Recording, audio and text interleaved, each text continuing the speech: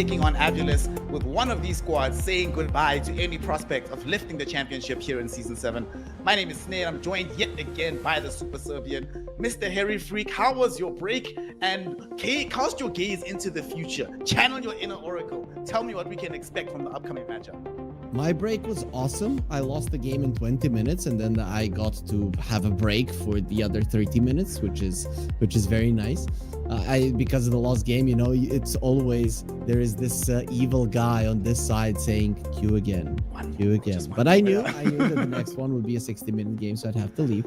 But when it comes to this game, I actually am not 100% what to expect. I know that Avulus are definitely coming in as the favorites, but I'd say anything can happen. I was kind of impressed by Lynx yesterday. When Lynx started their journey, because this is the former Passion UA team, you know, RIP Passion UA, been with us for so long in CCT, we're going to miss you boys, but a lot of them are over on this team. I will say the thing to me that really stood out was their drafting seemed a bit disjointed, at least the first day of the playoffs. So hopefully that's the one issue that they fix, because they can play very well and a lot of their team fighting is quite good, but the drafts weren't always, in particular in the offlane. I think Vladik struggled a lot with being able to find a hero to have any kind of impact with. So for me, that's what I'm watching in particular. Can they find a way to enable Vladik to actually play Dota? Or will Avulus, you know, just get themselves into a position where you give TA2000 some carry Beastmaster or something, and then he just rolls over the team. So for me, that man in the middle with the cool dreadlocks, that's the guy that I need to perform well today. Now you're going to be taking it back because he's got dreadlocks like you. Do you still have dreadlocks? Yeah, I still got them. Okay. Because of the green screen, I don't see them clearly. It looks like you do, but either way though, you know, yesterday when I cast them, one thing that kind of came to mind with me is like, man, they're drafting well, right? So they probably learned from the first day where you cast them, where they screwed up a little bit, to yesterday where their drafts looked really, really good. I think their responses to all of the heroes were good. They were in their comfort zone as well, and they made it work. So I'm thinking if drafting was their main issue and they draft like they did yesterday, they should have a decent shot at beating Avulus, who are, I have to say, a really strong team. Yeah, Avulus has been playing really well. TA2000 is, well, except for that one Omni Night game, he definitely is in some pretty decent form.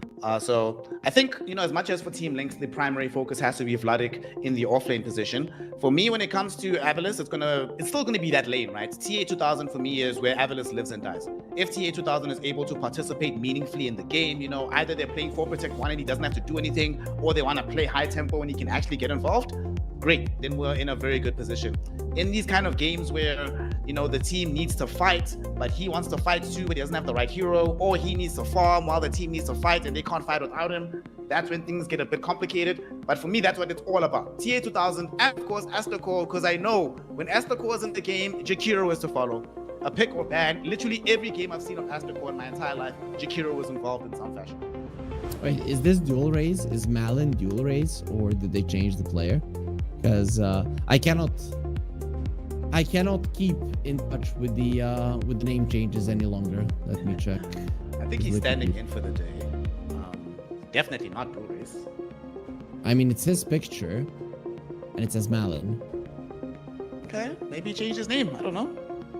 Okay. Either way, Wikipedia still hasn't taken note that Malin could be his name, though I'm not familiar with the picture, so it might be a name change. I'm going to be checking the top 200. Either way, this is a lineup that has a lot of experience, that some of these players have went to tier 1 tournaments. Corrupted, in my mind, man, this guy has, when he started his career, he was really, really good.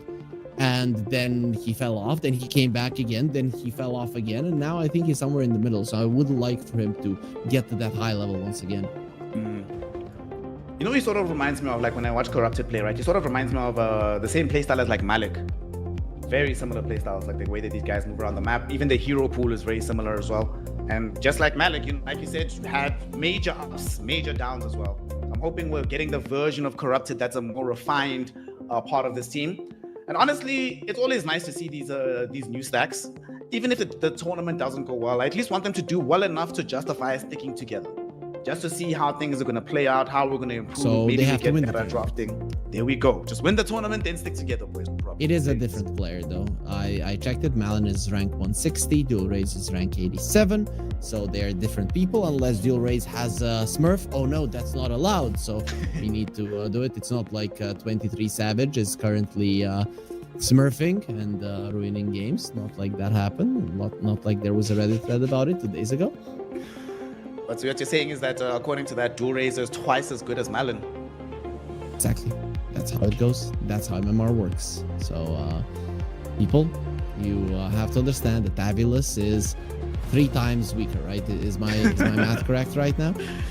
Yes, that's not even quick math. That's a Steiner math for all you WWE fans out there. That Steiner math is killing me right now. I do think one of the things that's, if you're going to have a sub or going to have a stand-in, right? For me personally, unless your team is entirely focused around the mid laner, it's probably the easiest player to replace. It requires the least amount of having to curate synergy with everybody else. You can just like slot in mid laners in a way that you wouldn't necessarily be able to just slot in a position 5 or position 4 player every single time. But we'll see what kind of difference it makes to their drafting overall, as we are now about to get into it. Radiant side, Team Lynx with the second pick, Avulus first pick on Dire. And hey, here's your Batrider. We're gonna start seeing these Batrider bans. After what we saw earlier today, honestly, I'll be astonished if we see another game of that boy. I told you it can be played as a carry, and Liquid just played it in Dream League as a carry. I saw, so I'm going through my X page, and I see Team Liquid posting, guess our roles, and I see a Batrider, and I'm like, no way. So I have to click, I have to go and see who played it. Mickey, let's go. So Haas there, see? The thing is, we want to see it in the games that we're casting so that we can analyze it properly, right? Does it happen to you that when you cast, you analyze the game more thoroughly? Like when I watch at home, it's like TV open, and I'm like this, and then I just don't care, right? But here, when I'm casting, I'm actually like super dialed in and really paying attention to what's going on. How I always know that you really are plugged into the game, right, is not only when you're thinking about certain heroes, but when you already know which items people need to be buying. From when you just see the draft, you're like, all right, that guy's gonna buy this in this order, that needs to happen, that's gonna make the most sense. Now I'm with you. Also, another thing, when I'm just watching at home on the TV, what if somebody sends me a funny meme on my phone? Oh, let me see what's happening here. I laugh at that. Or suddenly the sunlight outside looks very inviting. I want to go take a quick look. You don't check your messages while you are casting? Not while I'm casting. No. Not while see what I have on my on my phone? See what that is? Wait, is that a MKB? What is that? What the hell? Scroll. That's a TP scroll, man. What I see the scroll, yeah. I just saw the bottom half of it. I see the scroll. Yeah. It's a TP scroll. I used to have a Roshan on my previous phone, but then I broke the phone and the sticker wasn't as good anymore. Oh no. The only Dota thing I have nearby, let me actually see. I have this little cute Shadow Fiend that I got from one of the TIs. It's literally the only Dota paraphernalia that's nearby. Game is hard. Yeah, it's fine. I have like an axe. I also have a Shadow Blade. I have a Clarity too. Shadow Blade and the axe are in a studio here in Serbia where we cast once TI in Serbian, so I left it with them. But they're still live. But I have one more, and I have an axe with them as well. But I have one more axe at home, right? So it's I have a couple of them for sure. So your axe bought Manta Blade as well. Or Manta Style, sorry. Or my axe died and he picked up an illusion room because it's been lasting for a long time. I see. This game, Jakiro does get banned. Of course, you are playing against Astico, so they will go for the Shadow Demon to open up the draft on Avulus. And then Team Lynx will return with the Centaur Warrunner. Really like Shadow Demon in the game. Centaur, just that nice, normal, stable offlaner. Like I was saying, that's the one thing I want to see them do for Vladik. Give him a hero that he can play Dota with, and it's relatively hard to completely shut down a Centaur right now. Yeah, plus it's a Shadow Demon, right? So if there's a hero that you want versus this guy, it's a Centaur, plus the Mars is banned as well. So with your Stampede, you're usually going to be able to save the demonically purged target. So Centaur has been a pretty standard response to Shadow Demon thus far in the meta. Shadow Demon. Oh, it does mean that they don't have to... Well, Team Lynx might have to worry about banning Ursa, but Avulus, very unlikely to have Ursa picked against them now that you already have the SD. There goes Cracker's Phoenix.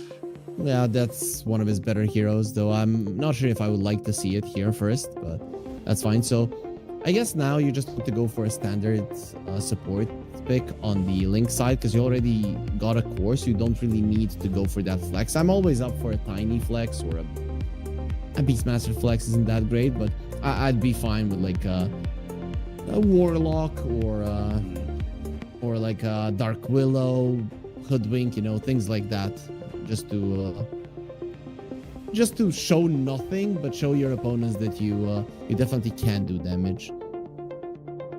I imagine they might pick up a 5 here because Team Lynx does also like to play the Nyx Assassin for QBFY. They might want to save that a little bit later, have a bit more information. They got him. So, well, not even save it for later. They're just going to get it right now. There we go. QBFY Nyx. Oh, baby. Nice. So is the Tusk in the pool? Man, I'd get a Tusk. Like, get a Tusk 5, and then whatever ranged hero in that lane, and you're gonna be beating these guys to a pulp, because Nyx doesn't do anything to you. Plus, it's a good combo with the Shadow Demon, having the Shadow Demon and the Tusk on your side. The other hero I could see is a Clock.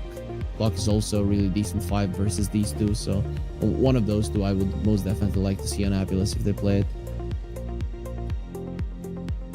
Indeed gonna go for a Shadow Fiend first right now. Wasn't banned out. Usually is removed within the first phase. So I mean, we don't often get to see this hero being as flexed as it used to be. Right now it's primarily a carry, but the potential is still there for Malin to put his hands on this. And yeah, you have to ban Husk. You have to ban Husk. There's no way you can play Husk into this. Are they gonna pick the Tusk or a Clock? Come on, tell me, Snare. Which one are they getting? I really like Clock into Centaur. I also really like Tusk into Nyx. I think you go Tusk so you can bring in the tag team for that bonus damage on the Shadow Fiend. That might be the play. I like it. Plus, Tusk can be a good hero versus the SF. So let's say if the enemies go and pick up a 5 Tusk, good rotations could be a problem for you. So I like one of those two. Is there something we were missing? Treant is out. Elder Titan not really played too much. Plus, it's not that great versus these two. A lot of stuns. Ogre could be a nice one, though. I don't see him too often. We did actually see a lot of Ogre when the Shadow Fiend first started emerging as a carry, right? Always being played with the Bloodlust in lane. Oh, we forgot Undying, man. How did we forget him? Other beefy boy. And right now, there's 0 attack speed on the side of Team Lynx. Very difficult to even get to the tombstone, let alone kill it. I'd like to see a Muerta now. Lynx played it yesterday. Whenever I see an SF, I think Muerta. It's very good versus all of these heroes. The thing is that there's then 2 picks for Abulus to get it, but they're 100% gonna ban it out if you pick your mid laner and the other support right now. So I'd rather see it picked at this point. I'd be very tempted to pick Drow here. I know, but nobody wants to play it. Nobody wants to play it. The hero is way too hard to execute. So okay, they're just gonna go for the standard. Okay. Yeah. I was about to say, if not for Drow, then you just go for the attack speed on the Ursa, bring down the tombstone that way. My only reticence with this is, like I was mentioning earlier, Shadow Demon. This is a real problem for the Ursa. Because now if I'm playing SD, like, yeah, I can use the Q on anybody else, but there's nobody else I want to be purging right now with the R. Just use that on Ursa exclusively, ruin his team fights. I'd really like to see like an LC right now, but they go Slardar, so that's a flex pick, right? So it goes well with the SF. It has the movement speed necessary to get away from the Ursa. The Nyx doesn't necessarily like playing against you. You can respond with the Spike Carapace when he's using the Crush. It's not that fast of an animation, but it's you still need to be locked in all the time. So definitely a nice one for Abulus. But I have to say, they're putting a lot of their emphasis onto this SF, right? So he has to be in front. Then when you go for him, you have the Tombstone save, you have the Demonic Cleanse, Disruption, and then the Starter goes in and he marks the opponents. But the thing is, there's a lot of burst potential on Lynx, so they are going to be able to find him when he is farming all alone. So I'm kind of afraid here for Abulus when they're going all in on a draft like this. I think that last hero needs to tie a lot. The last hero needs to be able to do quite a lot, right? Needs to be able to start fights as well, so it's not just completely up to the slaughter. Needs to be able to draw some attention so that Shadow Fiend has the ability to move through these engagements. Needs to be someone that can win their lane, doesn't get bursted. I mean, Viper with the Aghanims actually could have been quite decent at fulfilling those roles, but does get banned out by Abulus themselves.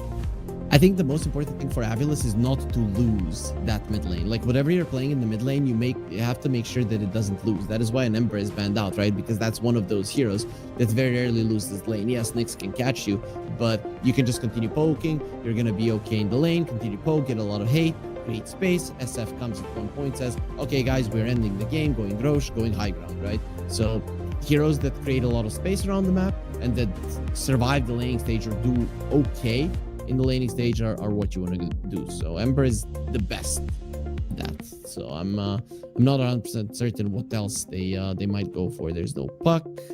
Storm isn't too good.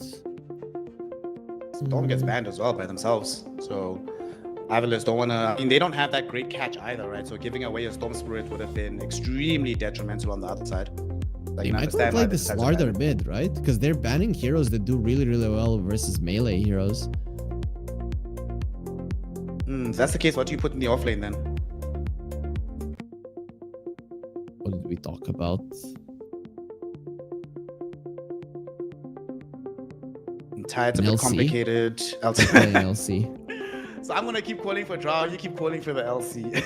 Yeah, I mean, I feel like LC is an underrated hero right now. I see it a decent amount in pubs, and whenever I see it, it looks pretty well when a person knows how to utilize it. And I feel like versus versus Ursa and the Warlock, it would be amazing. It's kind of bad that you don't have supports that provide burst though. But surviving the lane versus the Ursa and being a threat on the map is always nice. What are the offlaners that are left in the pool? Mars is gone. Slardar's already picked. Underlord's gone. They're still tied, I guess. What are the mid laners that are left in the pool though? I feel like Kunkka could be a good hero to pick up here for Avilis. Very good into the Centaur. X is always very welcome into Ursa. I could see a Kunkka. Doesn't lose his lanes. They just pick up the casual Void Spirit for themselves. Get that Aether Remnant into the Stampede. Pick up some Spirit Vessel. Get that earlier damage out, especially when the Warlock is going to be trying to heal them up with the W. All right. The question is, do you go Huskar here? Do you Huskar them? Isn't there too much minus armor to rest the Huskar? I know, but you know, you might just think winning the lane is gonna be amazing. What about ideal? Sniper mid for Team Lynx? I mean, it's not bad. The Slardar is still gonna be getting into your face though. Oh, you know what I like? I like a Necro. Oh no, actually not. This is a Shadow Demon. Screw the Necro. All of those ranged heroes that actually kill the Tombstone fast, like Lina Sniper, they suck versus the Slardar, right? So you don't necessarily want them. I guess Invoker could be a good choice here because he keeps his distance and can actually delay this game even if you're coming for the high ground and such or for tier 2s. So I wouldn't mind Invoker. 10 seconds to go for Melior. The decision is going to be Timbersaw. Okay. Don't really see this hero being deployed in the mid lane as much recently. It's definitely fallen off a cliff in that regard. In this game, there are multiple strength heroes, or very tanky heroes rather. There is not much catch for you at the Timber. And the burst all comes from the physical amplification. They don't have that much magic burst themselves. I don't know why. I don't really like it that much, right? Because Malin will go for the Vessel, right? So that's number one. You cannot go for Axe because you're versus a Shadow Demon. Even with the BKB, he's gonna purge you. Until the Nyx gets his level 6, you're not necessarily too good at killing people, and you're okay at opening towers, which is something the Nyx Assassin would want from their mid laner. You suck at killing the Tombstone. I feel like when the Tombstone is dropped, that everybody just has to run. Right? Ursa killing the Tombstone is... He can get it down fast, but he doesn't want it, right? He wants to be on top of a hero hitting them. So I'm thinking Lynx. Not too happy with their draft right now. I think another problem for me when it comes to the Timber is if we just consider what the mid laners are going to do, right? Marlin moves around as this Void Spirit. He can go pretty much anywhere and almost guarantee kills in the earlier portion of the game. Timber doesn't really play like that, even if he's playing from mid, right? He doesn't guarantee, okay, we're just going to go here, 2 heroes, boom, someone dies necessarily. He doesn't bring a stun to the table. There's no easy way for him to bring down towers, like you mentioned. All their tower pressure right now, I mean, if Ursa doesn't get super strong and is ready to post up on the tower, or Centaur doesn't do it, Yet you're poking with Warlock, Grimoire, with the ultimate. That doesn't really sound that great. I don't know, man. My main problem as well about the Timber is I'm looking at this draw from Avalis. I'm thinking how long it takes to kill some of these heroes, how long it takes to kill the Tombstone, how little lockdown yet you have. I wanted somebody who could go in, kill somebody, boom, you're dead, we move to the next target. It takes a long time nowadays for Timber to get to that point. Yeah, it usually does. We don't even see the blink anymore on the hero. I don't even know what his build is going to be. He's just going to go straight Kaya on the mid lane Timber, I guess, or maybe just buy a Lotus Orb, considering that you're playing versus a Slaughter and potential Spirit Vessel later on down the line. And I so would have wanted a Huskar more. I would have wanted like DK would have been nice. Like there were so many options. I'm not impressed with this last pick Timber. So it can work because the hero just sometimes starts bursting everybody if things start going really, really well. And it is a strong Melodrill hero, but still not loving it. Well, congratulations, Team Link. Since both of us are against your last pick, it means you're guaranteed to win. Enjoy your one. We are Dota experts, right? So you know what the ogre says, expertise from the experts. That's us right now. So we are very, very smart. Too smart, in fact. Sometimes we next level ourselves, as we might have a fight breaking out early. Marlon just getting some vision down. Serenade dead. So he's like Serenada dead. Okay. Serenada dead. These younger players, they probably poke fun at each other in pubs. Maybe they're friends as well. You never know. And just practice 1 versus 1 mid, and suddenly they came over, and both of them are very high MMR. Like they're playing a normal game against each other. Their support rotates. It's like, get out of here. It's a 1v1, bro. Oh, nice little disruption from Ryota. Will ensure that he picks up the 3rd bounty rune for his team. So Avalis will start with a 3-1 here with their bonus gold. Corrupted should also be A-okay. Unless QBFY can find the body blocks with the blood grenade. But Ryota's here. 7 seconds until he has the disruption. QBFY needs to get away. Yeah, the Nyx is very squishy. The good thing about this hero is that you have decent regen and you have very low HP, so you get back up to full very early on. But the thing is, the weakness is that it's easy to take you down from 100 to 0. So you don't want to be fighting this Slaughter. Even in a 3 versus 2, you're probably going to die first. Remember for a while, it was like Nyx and Bounty that had like the highest base regen in the game. Never made sense to me. I mean, Nyx, I think he doesn't have the highest base regen any longer, but I think he has, percentage-wise, the highest base regen, right? He has 3.7 and he has less than 500 HP, right? So you get your HP back really, really quickly. Well, this is modern Dota nowadays. If you're expecting to see fair lanes, go back to 2017. That shit does not happen these days. Everybody's just creep dragging, manipulating equilibrium. What? And I really like the this Centaur set, and I especially like that he removed the head from the Centaur, so he has this little suit, but you can still see his head. Yeah. It is quite cute, actually. I like it.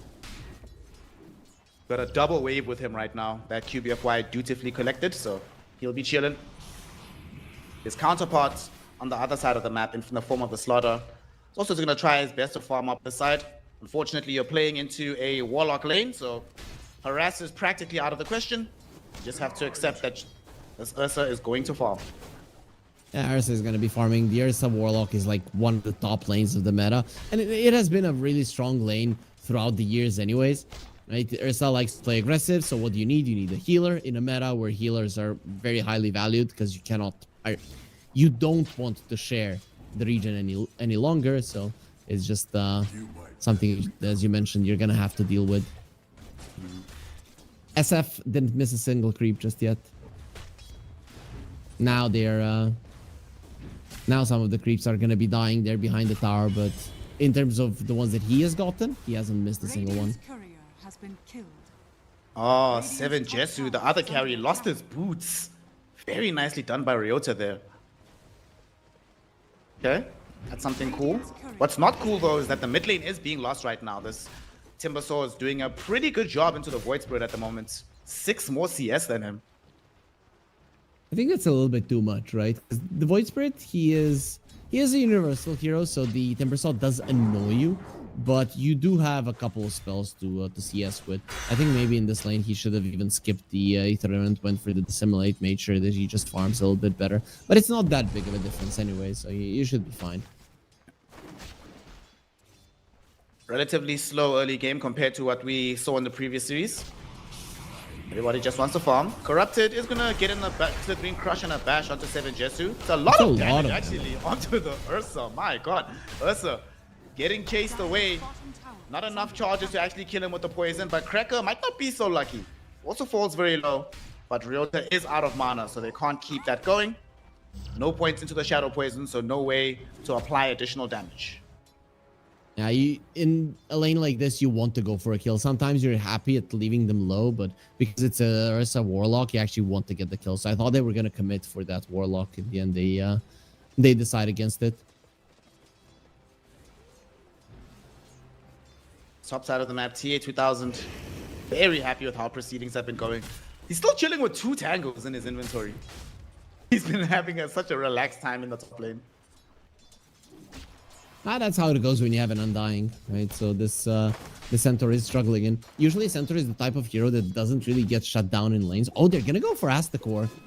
Okay, they're gonna try and make this jump in the top lane. Astacore getting jumped upon, drops his tombstone. He does die, but they also set up to kill Vladik. Definitely not worth it for the Radiant lineup. You gave SF a kill in this early stage, and you lost the Centaur, so he's losing gold in the process. If only that was the if only that was the first blood, but the stupid creeps had to take the kill. The thing is that with the Nyx, you're coming close to use the Spike Airpace, but the Undying uses the double decay because of that, and then he just survives way too much. Decay is one of those early game, conceptually, it's one of the most stupid spells early in the game. It's way too strong. It's not stupid. Again, he got the double decay. It really shouldn't be allowing this, especially with the Nyx having the boots. But I have to say that was a good play from Asdacore. Wasn't only making a mistake; he was pushing really, really well. Timber continuing to accelerate. Nobody has made their way over. The supports on Radiant not really the best for making any kind of rotations to help kill the Void Spirit. And of course, Dire supports better for coming to keep you alive instead of setting up an aggressive play. The supports of Avilis are rotating for the runes first, it seems. Nah, they're just gonna be going for the lucky play. Malin is gonna be luckier. Nice. Regen rune picked up. Melio, it's gonna go see if there's any bounties available. Nope, those have been taken too, so a little bit of wasted time for the Timbersaw. Both of the mid laners are level 6, so both of them are more than capable of rotating right now. The thing is that with Malin, you can shove out the waves, you can use all of your mana and still be able to fight. Of course, Void Spirit does want more levels. It's usually the 8-minute power rune that changes things, but he got Meliul's career. However, it still did deliver the arcane boot, so not that big of a deal. Both of the mids are working hand in hand to try to rotate top. That's so funny. They want to fight for the shrine. Right, the Undying is super, super powerful. What, Ursa? Gets caught off before he arrives. Ursa is rotating with the He's Warlock. coming through as well. Tombstone's already been dropped down by Astacore, but they're trying to get it down because they put it on the high ground. And TA2000 trying to rev up the Requiem. He's not going to get it off in time. They're just going to burst him to death.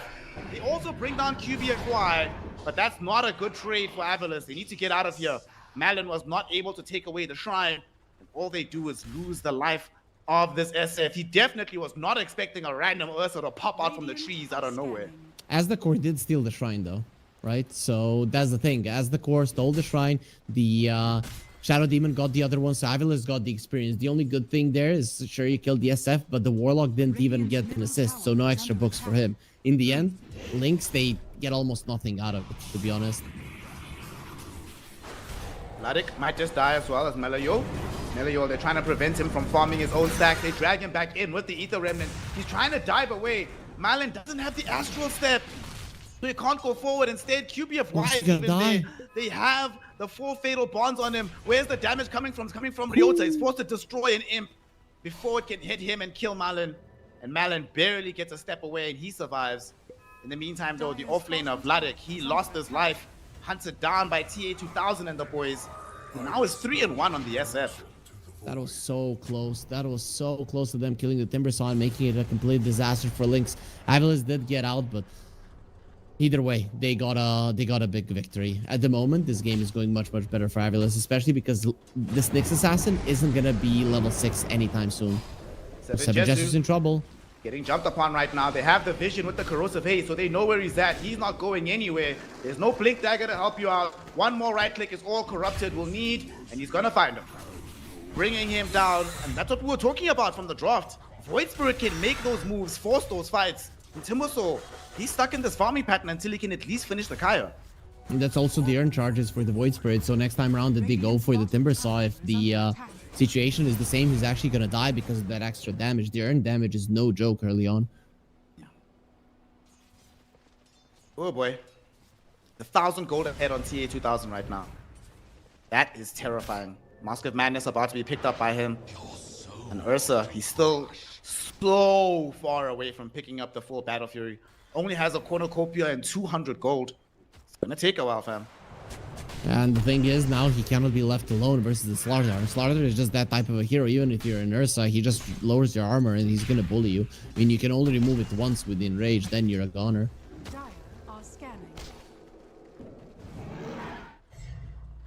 Ursa, he might take a twin gate here. Looks like he's thinking about going through. Yep, him and Cracker are gonna go. But look at this read. TA2000 and Astacore, they're going towards middle. They want to gank Meloyul. Meloyul's in trouble. He does manage to get past the initial Astral Step. But what can he do about the subsequent damage? As Astacore comes through, they disrupt him as well. The stun will be there. Corrupted also came through from the bottom lane. Everybody from Avilis crashing in on the mid. They get one kill. They're trying to make it a second. QBFY dragged back in with the Aether Remnants. He bought a little bit of time with the Carapace. Nice. Enough time to deny himself. So very nicely done. And I don't think the tower is going to be as lucky. There's a siege wagon on top of it. But they might let it go because they see the stacks. Harry Freak, they want the free gold instead of just a tower.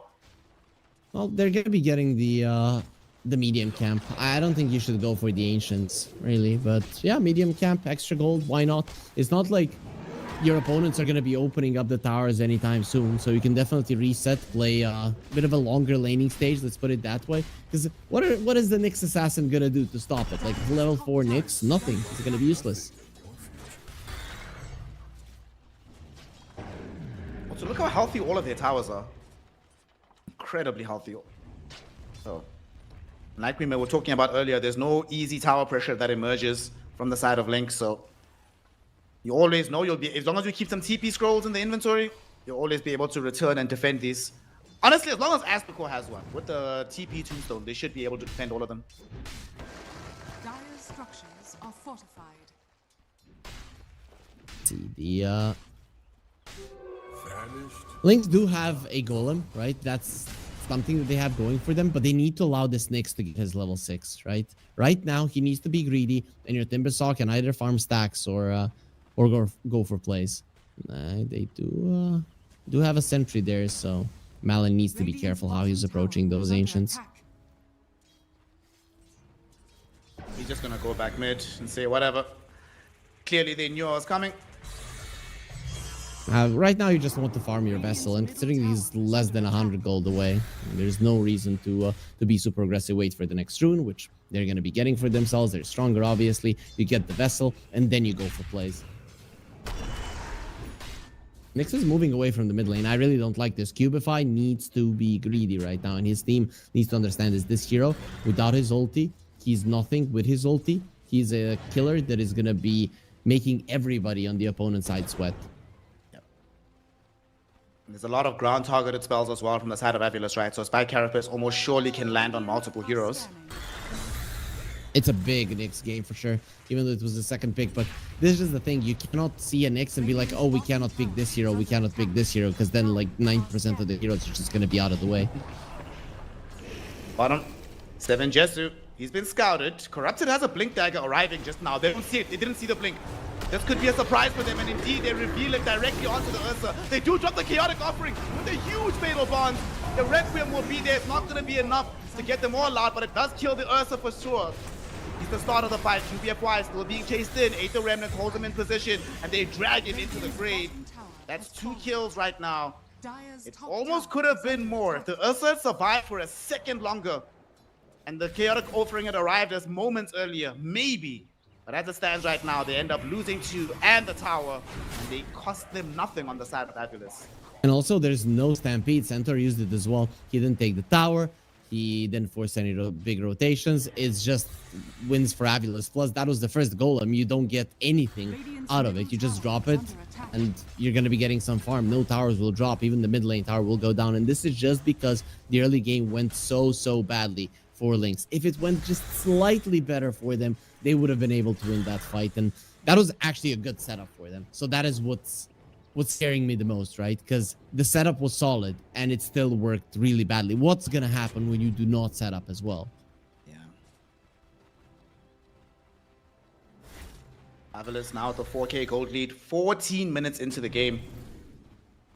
This SF of TA2000 has Duelist Love, waiting for his Hurricane Pike right now. Chillin'. And we still don't have the Ursa Battlefield. Man, this is delayed. I mean, the game is going badly for you. So it's still pre-15 minutes. You know, it's not that bad. I know you're a carry player, Snare, but when I see my Ursa with a 15-minute Battle Fury, I'm like, we're fine. Because the hero just farms so fast when you get it that he's going to be getting that blink in no time. Just cannot afford to die again. I actually feel bad for him in the previous fight because he was actually hiding in the trees. He didn't want to reveal. His team probably told him, go, bro, we've got your back. But he did not see the blink dagger. None of them did. Corrupted literally just brought it in for that fight. So kind of unfortunate. As they do now have the level 6 on Nyx. They're trying to hunt with this ultimate. Meliol is chasing him to provide the additional damage. This could be huge. It's a Shadow Fiend in front of them. They know more or less where he's at. But look at Ryota and Asdakor. If Ryota is there with the disruption, your whole initiation just goes down the drain. And he's ready. Look at how ready he is. They're trying to go for this angled engagement here. Coming in at very odd spaces. QBFY, they see the vision. He's silenced right now, but they also see the 2 supports. They know how difficult it would be. So they go on to Asdakor first, but he still gets himself disrupted. And that's it. Like you said, initiation over. Everybody needs to run. Everybody not be able to, though, as Malin comes in. Aether Remnant onto Vladik, forcing him to pop the Stampede. It might not be enough. He had a vessel on top of him, chased with the Dissimilate, and he gets killed off regardless. Now everybody else is in equally as much danger. Corrupted has Blink in 2. Is he going to deploy it onto QBFY? Doesn't have the vision. Doesn't know which way to go. So he'll play safe instead. Don't matter. You forced out the Stampede, you killed the core, and you got the tower. So pretty much Fabulous got everything they wanted. When you're winning, you want just to go from objective to objective, and you're gonna be getting the kills while you're moving around. So I'd say they're very happy with this. What do you make of this build from Centaur to not buy Blink, just go straight Lotus? I think Lotus is just way too good in this game, right? So people don't go Blink anyways. They usually either go for Blade Mail, Pipe, and then Blink. So I guess this is the best one for the game. Aegis now for TA2000. They took that Aegis really fast. That was very disturbing. Oh, Vladik, sorry my friend. You are not allowed to play Dota. Yeah, I'm sorry. Remember in the draft where I was saying the one thing I want to see from Lynx is them enabling Vladik to play Dota? This is what I did not want to see. The situation where you're effectively playing 4 versus 5. Because all he is right now is a Stampede machine. And even that Stampede is not very successful at keeping him or any of his allies alive. Right now, if you're Lynx, you need to see that bottom lane that is shoved in. Those are the moments where you need to have like your Nyx ready there when somebody's TPing for you to punish them. In a 5 versus 5, you can't do anything. I really don't like him buying a blink here. I feel like a good team fight is very unlikely to happen for you.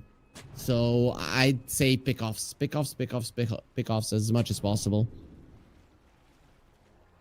They Speaking of pickoffs, the line was being drawn directly to where 7Gs was at. They do change their minds though during the smoke. They're gonna angle back towards the mid lane because they see easier targets. QBFY, Cracker, and Meloyol. Meloyol, he blinks away, and Ryota, he missed. They went into the trees and it was nighttime. Didn't have the vision. Yeah, he also missed the sentry. It's just out of vision there, the ward, right? I feel like Avilis right now in this game, I just buy a gem.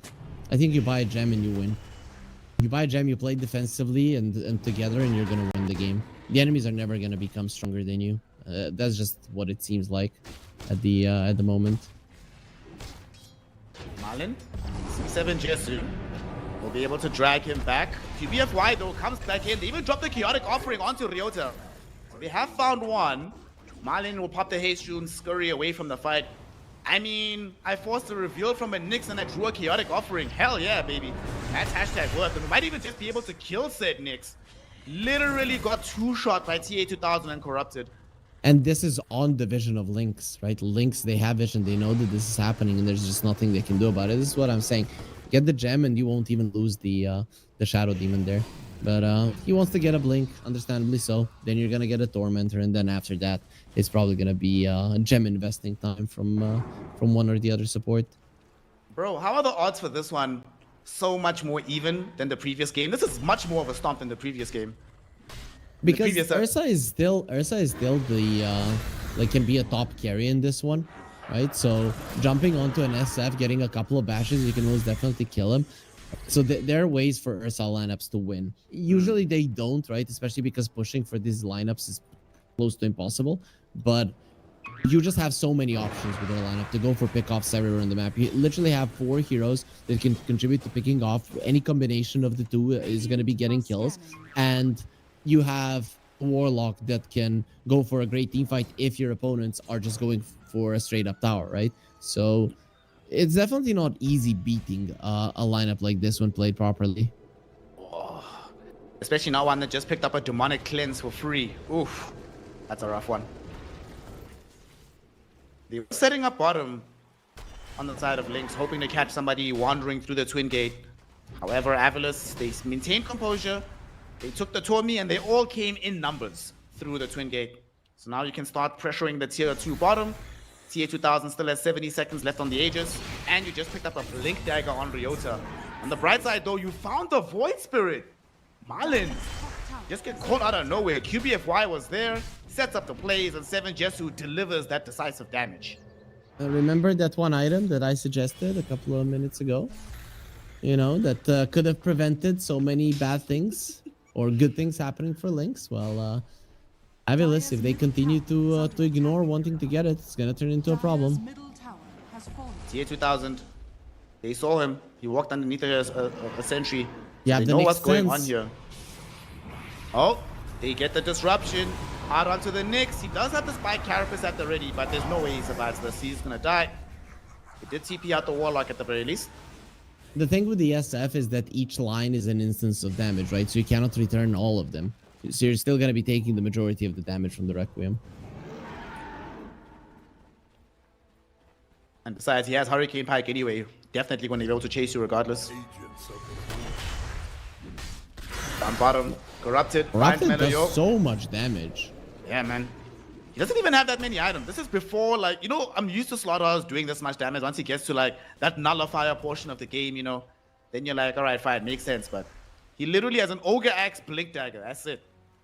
With Slaughter, it's basically all about being ahead, right? So if you're ahead, you're going to be doing massive amounts of damage because the enemies are going to be lacking levels and your minus armor is going to be doing God's work. But if you're behind and then they get a couple of items, you are just not going to be as strong. I'm also surprised that the Timber is not going for a Lotus as well. He went Blink, Kaya Sanj, and now he's going for Shivas, which is definitely not a bad item. But I feel like the Lotus should not have been skipped. I guess Stentor getting it is, he thinks it's enough. Radiant are scanning.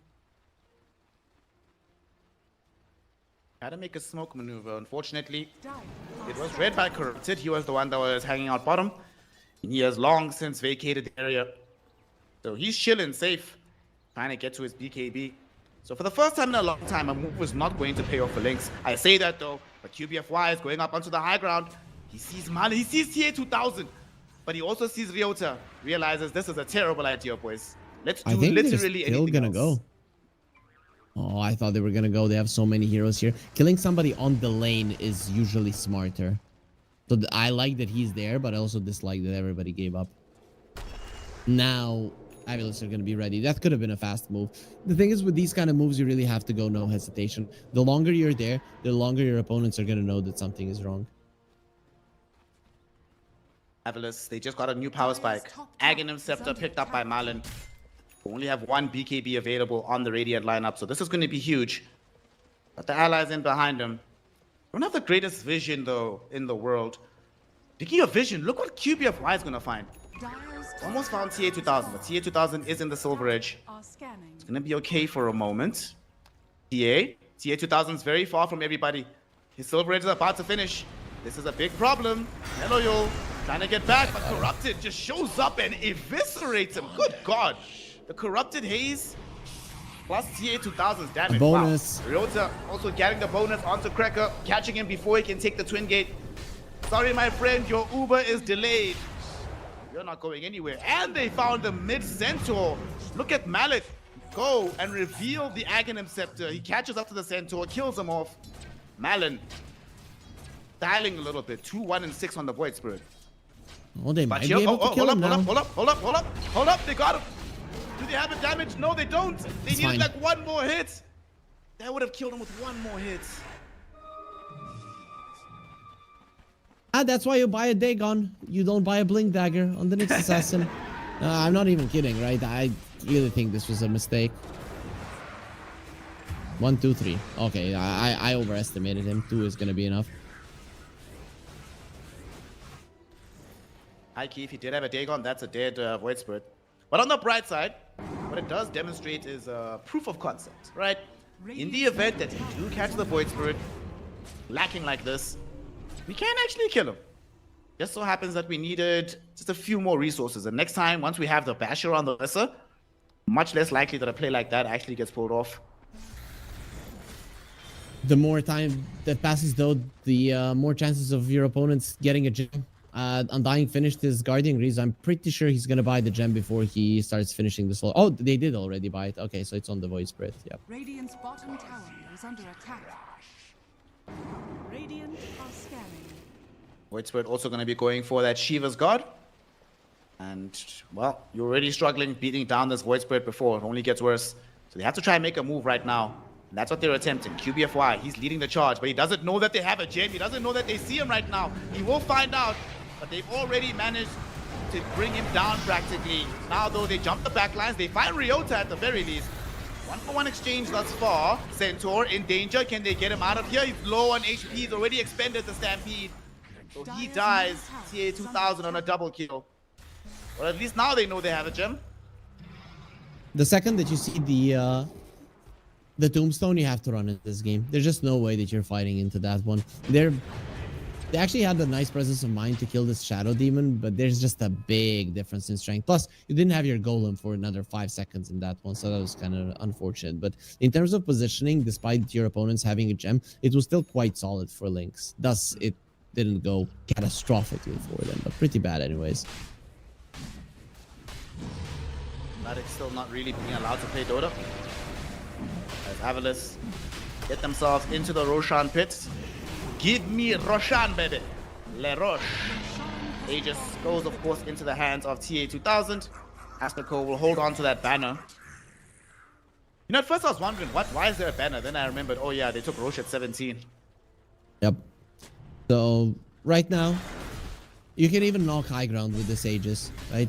2 tier 2s, the top and the mid one. I think the bottom you can completely let go, because if your opponents go super deep there is a chance, very good chance that they get caught. So I really like what Lynx is doing right now. They are positioning their Ursa on top to get some cutting done on the creep waves, right? Because that's your only play at the moment. When the SF gets to your base, you don't really have a play to do anything about it.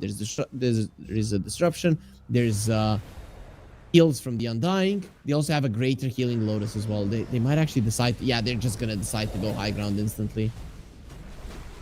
Isn't upheaval, slowing them down somewhat, but Cracker gets jumped upon. They wanted to find him. Beautiful hero impale though. That sets up Meloyol to dive in, dishing out a lot of damage, but they already lost Cracker, forcing him to buy back early. He does return with the ultimate. He did not throw it out just yet. You need to wait out this Tombstone. If the Tombstone is alive, they cannot fight.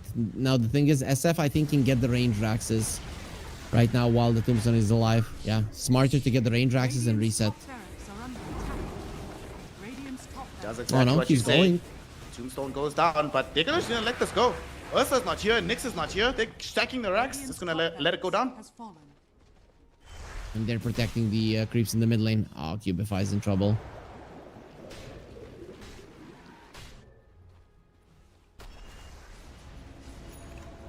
Tough game, man. Aghanim's now out for the slaughter. Oof. That's a tough one. He's gonna mark his territory in the enemy base, and there isn't much he can do about it, right? There's gonna be another hero that can just stand his ground. I don't think he necessarily needs it. I would have. Oh, he already has a BKB. Okay, I'm sorry, Snare. I don't want to be a negative Nancy, but this game's over. Yeah, it seems so. I don't know how they get past this butterfly. Ursa's still very far away from the full MKB. Now with the Tombstone being dropped down, as we discussed, they don't have easy ways to deal with the tomb. Vladek is cutting the wave, pulling the wave away with the creeps, so at least they might not be able to get the full lane Rax, and they're coming for the last fight with the smoke. They're punching through the backdoor protection. Vladek can't even find the stun. Immediately gets bounced away from this engagement. They end up losing the Ryota Shadow Demon though, buying back on him. There's going to be Cracker dropping a huge chaotic offering. Everybody caught inside the Fatal Bonds, but they just don't have damage. 7 Jesu has to get out. He's the one dealing the main brunt of the damage. As he's healing up though, Vladek will delay them even longer. Here we go, more Chakrams, more Whirling Death. Meloyol doing what he can, but now they drag him back in with the Aether Remnant and blow him off to hell. Ryota finding the kill on Meloyol. TA2000 brings down QBFY. They have a buyback on the Nyx, but what's the Nyx assassin gonna do here? This Rax is just gone. They still have a tier 2, but the thing is, they might even want to start hitting on the throne. They have an Aegis for another minute and 40, more than enough time to finish this game, to be honest. TA2000, no fear, doesn't even have a BKB in his inventory. No glyph. His courier is bringing him a Daedalus. In the event something goes wrong here, they don't have a glyph either, like you said. Tier 4 tower's fallen. There's a Tombstone drop down as well. How do they surpass the Tombstone? And Vladek, I mean, he's seeing all this happen. He's supposed to be a tanky centaur, but if he goes there, he can easily get like 5 shot. Ancient's exposed. QBFY finds the stun onto TA2000. There's Vladek, but again, Aether Remnant preventing him from having a game. He can't do anything. 7 Jesu trying to man up against the Shadow Fiend, but he can't deal with this butterfly. There's no damage. There's too much evasion. Everybody dies. He gets 1 hit by TA2000. A triple kill for the SF, a double for the Slaughter. GG for Abilis. Game 1 is theirs. Easy game for sure, right? As soon as we saw the first, I'd say 3-4K lead, it looked like it was going to be an easy time. Abilis, once they bought the gem, I think that was a point of no coming back for Lynx. It, in my mind, all started with your supports being super low level, right? You have a Nyx Assassin and a Warlock, and you got greedy and you wanted to just put all of your heroes onto the one Wisdom Shrine, and you didn't even TP them. You were walking there, so you come over there, your shrine still gets stolen. You brought 5 heroes for that to happen. Your Warlock doesn't even get a single book. After that, it was just a straight up disaster. I think that was a moment where you're like, okay, now we're in trouble. And then they tried to give Cubify his level 6. They tried to went for it, but he got the blink, so he wasn't really that high in damage. Even when they got the connections, heroes didn't die. Just, you know, very slowly everything went more and more wrong for them in this game, culminating in a very easy win for Abilis. I think what didn't help as well is that, you know, we often expect, right? If you pick Nyx Assassin, it is what it is. You're in effect giving away one of the lanes as sort of free. The enemy shouldn't have to work that hard to win the lane, but they shouldn't crush the lane as hard as they did. TA2000 got way too far ahead, way too soon. And Centaur, man, he didn't play Dota. He just couldn't play Dota at all this game. Barely any damage. The Blink Dagger, when it arrived, was really late. He'd go in, try to stun, and by the time he arrives with the Blink, Aether Remnants, Marlon says no, bro. No spells coming out of you here. He'd stay back, pop a Stampede. That doesn't help because Shadow Demon can just disrupt. There's still the Aether Remnant there. His Lotuses. I mean, I saw maybe once where the Lotus seemed like it was somewhat impactful in the very last fight. 7 just only survives because of it. But if the Lotus is only useful at the very last fight, we've got some big problems all across. So I don't think, I think a lot of their problems started with the entirety of that lane up top. But the real problems honestly began in the draft. Like, Melayo also didn't really do anything on this Timber. Like, he tried what he could, but you're picking Timber in the situation where what's the hero? Realistically, just looking at the draft, both of us were just like, what is Timber supposed to do in this game? And turns out the answer is nothing, because that's what he did. Nothing. Yeah, I feel like the Timber aspect was the issue. Like side lanes, sure, and all of that, but you saw the Void Spirit. You definitely could have went a different route. You're like, okay, let's go for comfort, but the thing is that comfort in this game just wasn't good enough. Well, Avilis take a very resounding and crushing Game 1 victory. However, for Team Lynx, it's not like they haven't suffered brutal defeats before. It's not like they haven't demonstrated that they can come back before. So all they need to do is reset, take a breather, pretend that game didn't happen, pretend the next game is just best of ones all the way through, and let's hope that they are able to recover and bring us a little bit more excitement, because we want to see them go off standing on their feet, not with a whimper on their backs. So let us give all of our energy towards Team Lynx and hope they give us a better performance once we return for Game 2.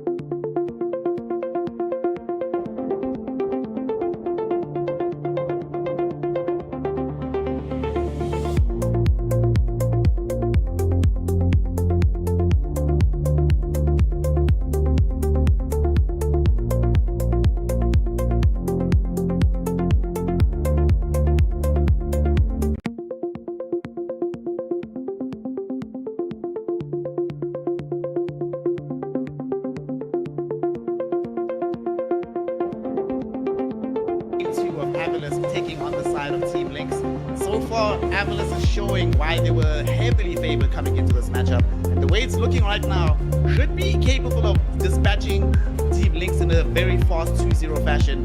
That being said, Dota is a game of momentum. It's a game where things can swing very, very quickly. So, Mr. Hairy Freak, the genius, the man with the big brain, tell me, what's the plan? What do Lynx need to do to actually give them a chance to win game 2? You know, the first thing that came to mind is like some Looney Tunes type of stuff. You know, when he tells the Bugs Bunny, whoever has the bigger hand wins, and then he just blows into his blows into his little glove. If you can make your head bigger, that would be nice. But I'd say just I'd pick Melojule's hero earlier, right? Because I think his hero pool is not that wide, right? So if you have a hero like that, just pick his hero earlier. If you're gonna pick it anyways, even if it's not the greatest for the game, then just why not pick that Timbersaw early on, get it countered, and then just try to pull yourself out with items, whilst you are getting better heroes for your other players. So for me, that was the biggest mistake that they made drafting wise. So that's something I would most definitely fix. To that point, right, in the previous game, I think 4 of his heroes were banned. His Sand King was gone, his Ember was gone, his Puck was gone, something else was banned out as well, I can't remember now. But when you get to that point, your hero pool has been whittled down that much. Yeah, I agree that if you already know, if it's a catch-22 between, okay, one of us has to have a game between Vladik and Meloyul, I would definitely give it to Meloyul, just he has more experience, he's more capable, I think, from the mid lane of individually turning the game around than Vladik would be able to do on the off lane. So I'm with you on that one. Get him his Ember, get him his Puck. Well, not his Puck, that's already been banned. They have just taken it out themselves on the side of Team Lynx, so we'll see what they end up doing. They also ban out the Ursa and the Mars. I really wonder what this first pick is going to be with these bans. He also plays the Primal Beast. I mean, you can first pick the Primal Beast. Who the hell cares? It's really not that big of a deal. You can get countered. It's fine, right? So I think it's one of the heroes for him that he can first pick. Sand King as well, and just go from there. Start the drop there. Then if you find Vladek a solid hero once again, it's gonna be fine. Let's see what they do. For the first time today, we do not have an Underlord ban. For me, that's my favorite offlaner. I think he's the best in the game right now. He's so good. It's because you're a carry player, right? And you just want to farm creep. So because you have a built-in Battle Fury, which just it has this much range and a billion damage, it makes sense. I will say, like before they introduced the fastest, right? I was playing offlane once in a while, every now and then, you know, only when I absolutely have to. When I saw Demon's Reach, I was like, baby, I'm back. Give me Underlord, put me in the offlane. I'm ready to play. Did you try it as a carry? Because as a carry, it can actually work quite well. Yeah. Mask of Madness? No, I go Echo Harpoon first. Ooh, and get Mask of Madness and let's go. Okay, Lynx, they've got the first pick. And they go Underlord. Okay. Life is good. I'm happy. Look, okay. if part of the problem has been Vladimir keeps being pressured, keeps being completely ganked upon, keeps not being allowed to play Dota, you can't not play Dota playing Underlord, right? You have to, might not have the best game, but you will have a game. It's almost impossible to lock this guy out of the game right now. Yesterday I saw a response to an Underlord being an insta-slark, right? Automo didn't like it too much. I kind of was okay with it, so I wouldn't mind seeing it again. Did it win the slug? No. Kind of sucked, but I feel like it can do well. Or you can just go for a Warlock or something along those lines, right? Because your carry is going to be taking a decent amount of damage. Or you can go for the OP hero that is left, which is the SF. I don't know why I keep forgetting this guy. I think it's because I'm used to him just being banned out. There are those certain heroes that after a while you get surprised to see them because you're like, what? Isn't he just auto banned in every single game? Well, TA did very well in the previous game. I mean, it is a little bit different playing SF into the Underlord rather than the Centaur, right? Because as SF, if you're playing the carry SF, you build into the physical damage. And of course, Underlord with the Atrophy Aura will be able to impact you in these fights. So it's not like as free of a ride as it could be, even if you win your lane, as it was against the Centaur. So let's see. What do you ban? I guess ban that Undying. Right? It definitely was a big problem for you in the previous game. And as an Underlord, it's not going to be much different unless maybe you're going to play something like a Skywrath Mage.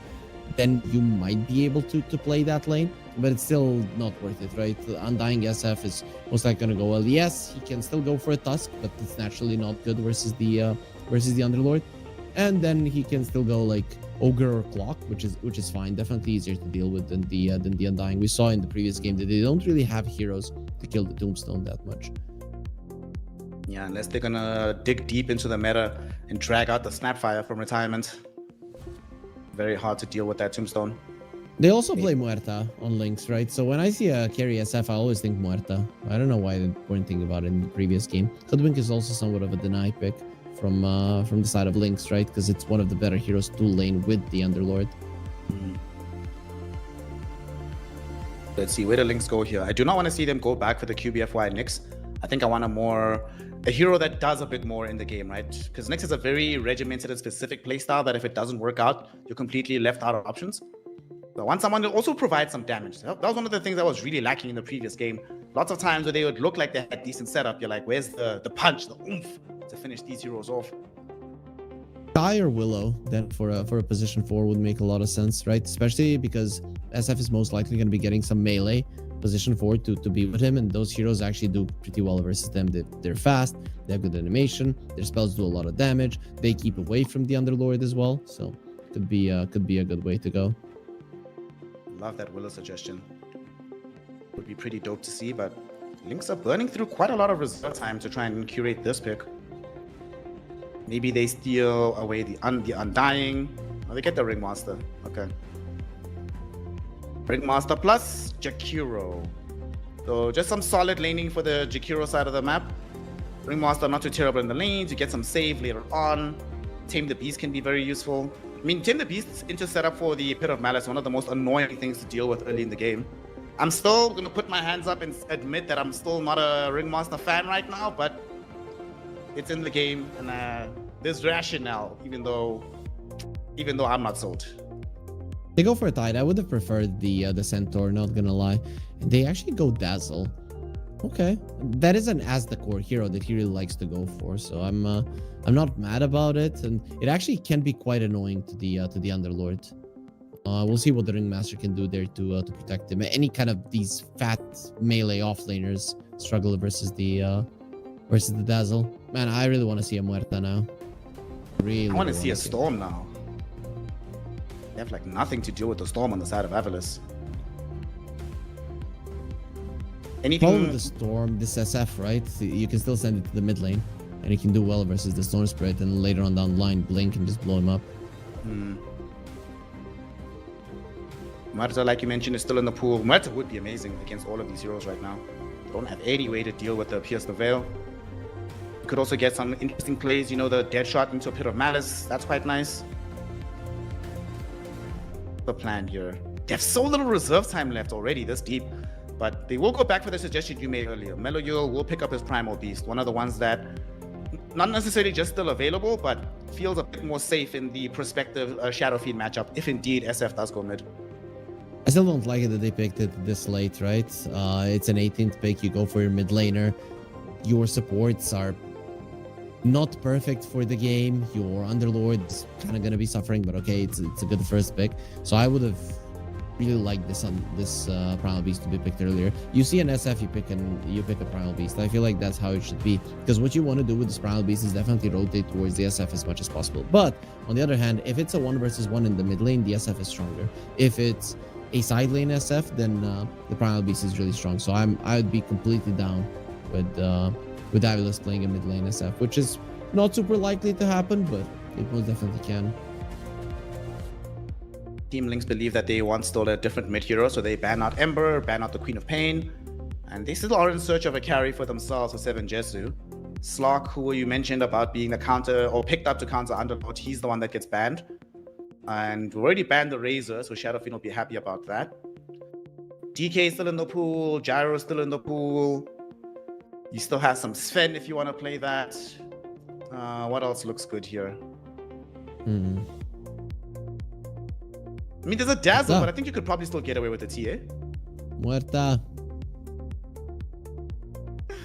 I like the TA. TA is nice, but I think Muerta is still the best. To me, that is the the SF counter. Another one, Morphling is not too good because the Tidehunter reduces way too much of your damage. PA could be actually a really good one. PA would be amazing in this one, not gonna lie, right? Later on with the Aghanim breaking the Tide, finding the SF, it's not bad at all. I like that a lot. They also don't have that much hard disable, right? So you can just blink in and out of the fight as you wish, moving in and out. You can, you know, Dazzles like to stay back to use the Nocturnal projection for the heals. So you can actually burst these heroes before the projection even arrives if you get strong enough with the Q.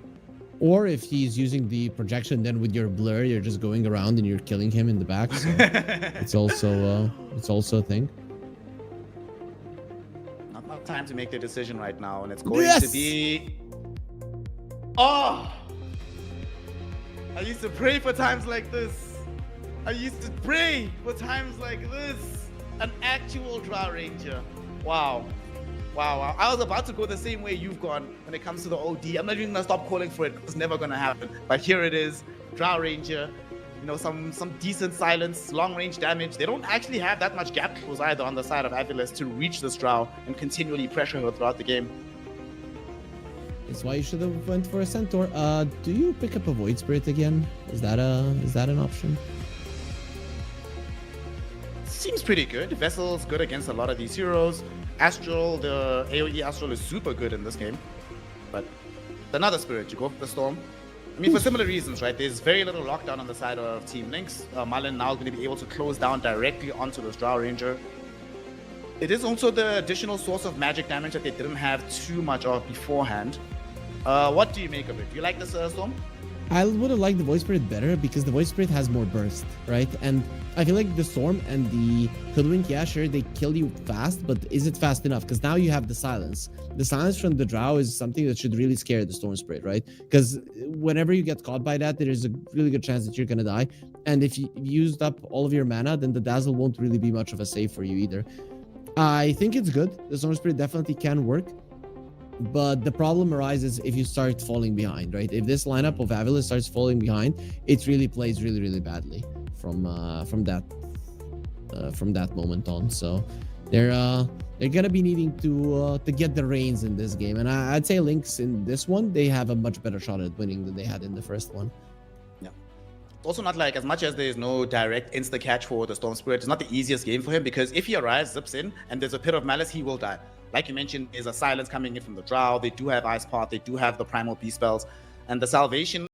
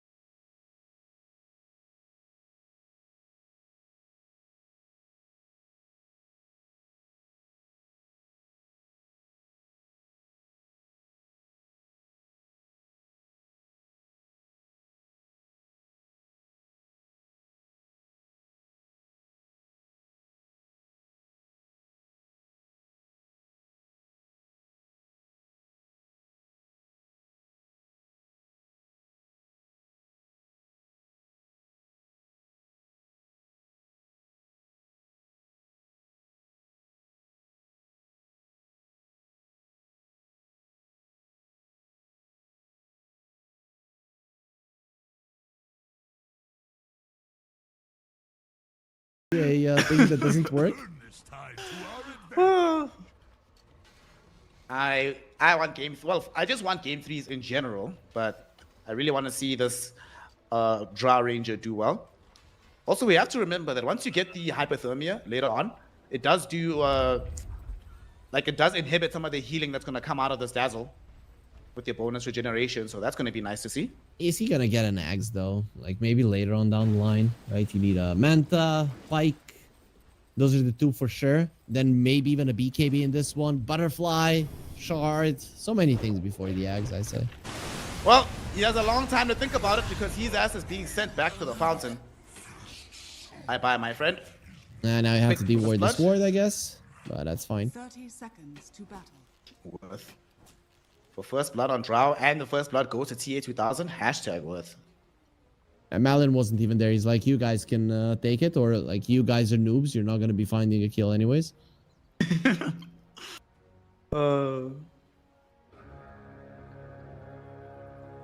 Well, that does mean it's at best they're going to get 2 bounties on the side of Team Lynx. Looks like they will be able to secure them both. Begins. Avalis doesn't want to get overly greedy. We've got a first blood, boys. Let's just play normally from here on out. We have the advantage right Oh, now. are they gonna go for the Drow again? At least he didn't TP, so he's walking to the lane, so that's fine, but they almost got some damage into him. They're gonna be blocking the wave top. Drow should be aware of this and should start running towards their wave immediately. Even Astako is getting in on this action. This is so ridiculous. Oh my god. Drow didn't go to block, so creeps are gonna go in your tower. Same is true on the bottom lane, so things are kind of the same for the carries. Apart from one has died, the other one has gotten the first blood. Right, that's just a small difference. They threw a bushwhack towards 7 Jesu. It almost connected. They might have been able to kill him again. But like you said, he did not TP back. He was wise enough to walk out. So he still would have had the TP to return to lane. Down bottom, QBFY. About to die. Will he tick out in the end? Yes, he will. Astako with the poison touch. Dire's Securing the bottom second tower is kill under of the attack. game for Avalis. This is the thing, you really have to be careful of this Dazzle. The laning stage is not going to be easy for Lynx, especially after that first blood. And generally in mid lane, the Storm Spirit is just stronger than the Primal Beast. Any hero with a stun or a slow is good versus him, and Storm naturally deals really well versus melee heroes. Is that a dead Drow? That is indeed a dead Drow Ranger. She is. Oh, what a time to be alive. Wait. Wants Is he to going to revel die? in this. Wait, let's see. So we have a liquid fire on the tide. 4 seconds until gush. One more right click. All they need. No, he's gonna live. Gush! No, never mind. He's stuck around for the gush. He gets gushed and killed. Feels bad. Corrupted. Will he even die from this? No, he's cool. I think Tidehunter should have taken the Kraken Shell now. It's so good versus the Jakiro, but he's not going to be taking any damage. He's probably feeling, hey boys, I can do what I want. We've had such a good start to the game. We are Is both Cubify level 2. dead again? The Drow is level 1. Cubify He's stuck? actually stuck in the trees. Eats his way out. Astako is chasing him. But he'll be fine in the end. Man, I want to play some Dazzle now. It's so annoying in the laning stage. Ooh, Malin almost died. That's Melajul for you. I mean, Primal Beast is one of his best heroes, so considering that in a pub, when you pick up a Primal Beast, they know it's mid. Everybody will respond with a Storm. He probably knows this matchup inside and out. He's even doing decently well in the CS department. Has some denies to his name as well, so life is good in the mid lane. Not so good in the top. Even though 7 Jesu is getting the CS, his net worth is going to be seriously hampered by the 2 prior deaths. Okay, now there's gonna be fights for the Lotuses on the top lane. On the bottom lane, I don't think Lynx can fight, but on the top lane, they most definitely can. Maybe even should. Okay, now it is gonna be Avilas that don't want to fight. Corrupted just staying back. TA 2000, he gets to farm away. Astako went to dutifully grab the Lotus for them. He's been doing a really good job in the CS department here, but haven't been able to get any further kills on QBFY. I wouldn't be too sad if he, once they hit level 4 on Vladik, I wouldn't be too sad to see QBFY spend a few waves just stacking up in the jungle, trying to get some of that catch-up farm for his team, because they are going to need it. The thing is, while you're stacking, the Dazzle could be rotating towards the top lane. That's one thing they have to think about. But speaking of top lane, Ryota's in a little bit of trouble. Yeah, but so is 7 Jesu. Ryota's going to be the first one to die, but Corrupted, he's actually going to turn his attention towards Cracker instead, but now he's been slow to a crawl. No mana left for the anchor smash. And 7 Jesu is slowing him down enough that he can't reach it anyway.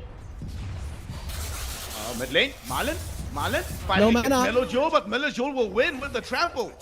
No mana remaining on the Storm Spirit, no bottle charges to replenish his health. This Primal Beast showing off a little bit right now for Team Lynx. That's a big mistake coming out from Alan, right? You're a Storm Spirit versus the Primal Beast. You should always keep him low enough that he can never go for a play like this, but overestimating himself a little bit, and just before the water runes, he goes down.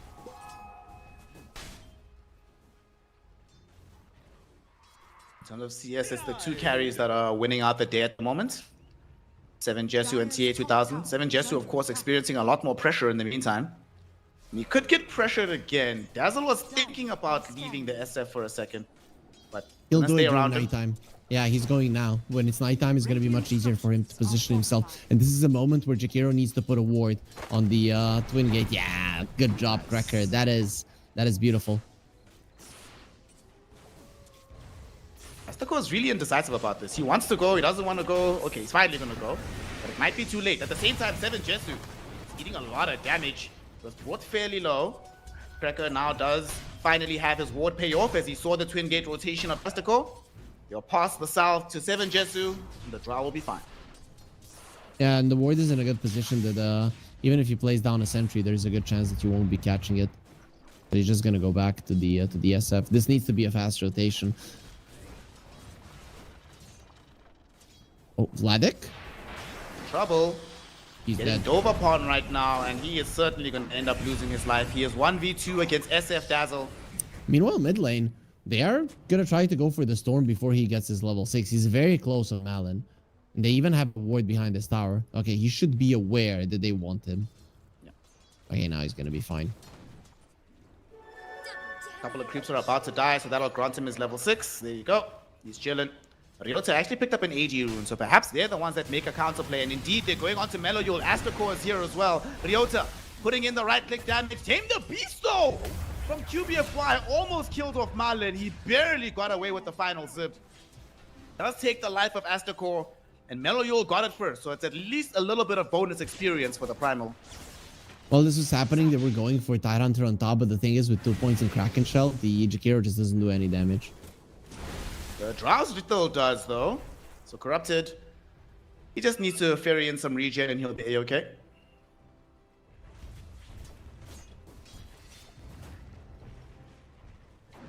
So, Dire things are still scanning. looking pretty solid for Avulus, but that mid lane going good for Lynx is a thing that can change a lot because Melodule is now on top of the SF.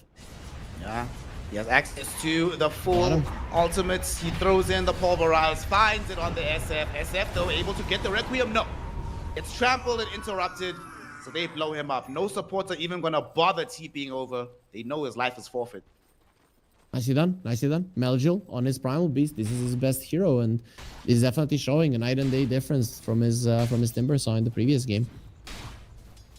To me, the big difference is that at this stage of the game, just with some levels, Primal can do something. Timber sort of stuck farming until he gets a Kaya. Nicely done by Melodil. It will also mean that that's a little bit of open space for Vladik to get some more farm for himself. Picked up a power trades. What's he gonna actually build into? Does he want the full Crimson Guard in this game? He might into the SF and the Tide. Yeah, for sure, for sure. You're gonna be getting the Crimson Guard for sure. Now the question is just it's gonna be a first item, and most likely it will. That's the Oh, first that's an death for the arcane rune. Jakiro. An arcane rune for the Storm. Now the rotations are gonna be very tough to deal with. You probably want to shove out the mid lane and maybe smoke towards the top lane. If you can get on top of the Drow, it's a big deal. Like there's almost no saves on the other side. If they start TPing and they're not there already, it's gonna be a problem. Melodil and QBFY, though, are waiting in the high ground here. They might try to jump on somebody, but they don't really want to full commit on anybody except Storm right now. They'll just leave and vacate the area. They'll leave behind an Observer Ward. I'm not sure if they have any ways to de-ward it. Astacor does have the sentries, but I don't think he knows about this. So this Vision's going to stay. And now the dive, they're looking for the Underlord. Malin has now popped in that arcane rune. Underlord of Vladik in danger. He needs help, but the help is far too long in incoming. I mean, QBFY doesn't even have a point in escape act. So even if he TP'd in, couldn't have saved him. Yeah, no way. I mean, you can maybe tame the Beast, the Storm, push him back a little bit, and create enough space, because Storm didn't really have that much mana, but that arcane rune really does make a difference. Sometimes I'm looking at the Storm Spirit and thinking he doesn't have the mana for anything, and suddenly he's just zipping even more because that arcane rune just makes it so easy to play. For me, the most screwy one is when you see a Storm on like a quarter HP, a quarter mana. You're like, oh, it won't be so bad. Then he has a mana drought and arcane rune, and he's zipping like 2,000 Azakor might be like, what the baiting hell? here. Yeah, he's still alive with the Shallow Grave, but he will die. Corrupted is here though, has access to the Ravage if need be. They will Delta split though on the side of Lynx to ensure they don't get caught by it. We just trade support for support. The Storm is in the vicinity as well. If he rotates here with the sharpshooter, they most definitely can't kill 7 Jesu, right? You can see that he's posturing aggressively, and Lynx, they're not dumb. They know they have to bail and get the hell out of here. Radiant's middle tower is 7 under Jesu. attack. He goes. Oh, did that hit? Did that hit? It did not, but I think they have awareness of where he's at, but it's still a little bit too dangerous to dive him there. So 7 Jesu will be allowed to live. Malajil is coming. Malajil, With an invis. they don't see him. Dire's They top don't have tower any is sentries under down in attack. this part of the map. He's gonna still going see into Ravage. corrupted Ryota. Yeah, the Ravage is a problem. And obviously, initiating on Tide is a bit of a complication. So they're just gonna have to let this one go. Malajil, he might go through the twin gate and towards the SF. SF doesn't have any vision of this. This is where you can get caught. This should really be a red flag right now for you. Nice scan. Nice scan. He knew. Nicely done. The problem is he's still going to be going into an area where the enemies have vision. So if this invis is going to be lasting a little bit longer, they still might be able to catch him. Nope, but he's not gonna stay there. He's going to the safer part. He's literally standing underneath his sentry. So smart from TA 2000. He's fine. He's okay. The Drow had to go to the jungle. The laning stage was long enough, but for a Drow Ranger, I mean, you always want the laning stage to last as long as possible. That's what you want, and 11 minutes isn't enough. Mid lane, they are gonna be able to at least find Astico. Meloyul's efforts get rewarded somewhere on the map. And that'll actually compete his full Blink Dagger as well. So the moment Pulverize is back online, you can imagine they're gonna try and smoke and make another play on the map. Also, that was very nice usage of spells. So the Ringmaster just waited for both the Pulverize and the Onslaught, and only then used the Tame the Beast just to make sure that they have this this stun lock so the Grave doesn't come out. And there's the smoke. Blink Dagger is about to be revealed by Meloyul. That's Pulverize in 5. At the same time, 7 Jesu is being stalked a little bit by Corrupted, but they're not going to be able to find anything there. Marlin, he could be the target here. They could jump him. Does have Ryota right behind though, so this is not an easy grab. Cracker, maybe he's the bait. This could be good. Jakiro has forced the Storm to waste a lot of mana. Corrupted also comes in, but now here they go. Wheel of Wonder thrown in with the Pulverize, but Corrupted, he drops down the Ravage, but it's not going to be good enough. Trample gets the kill on Storm. Onslaught into Corrupted, puts him in danger. Shallow Grave will buy a moment of time, but that moment will very soon come to an end. And now they have the slows onto Astakor. They want him, but Ryota, 3-hero Bushwhack will bail the Dazzle out of trouble. He's gonna I thought die do for the same this. for him though. He went SF back is right here. into the range, but SF is here. Big Requiem. They were debating with that Acorn. The squirrel is the bait. Don't chase the squirrel.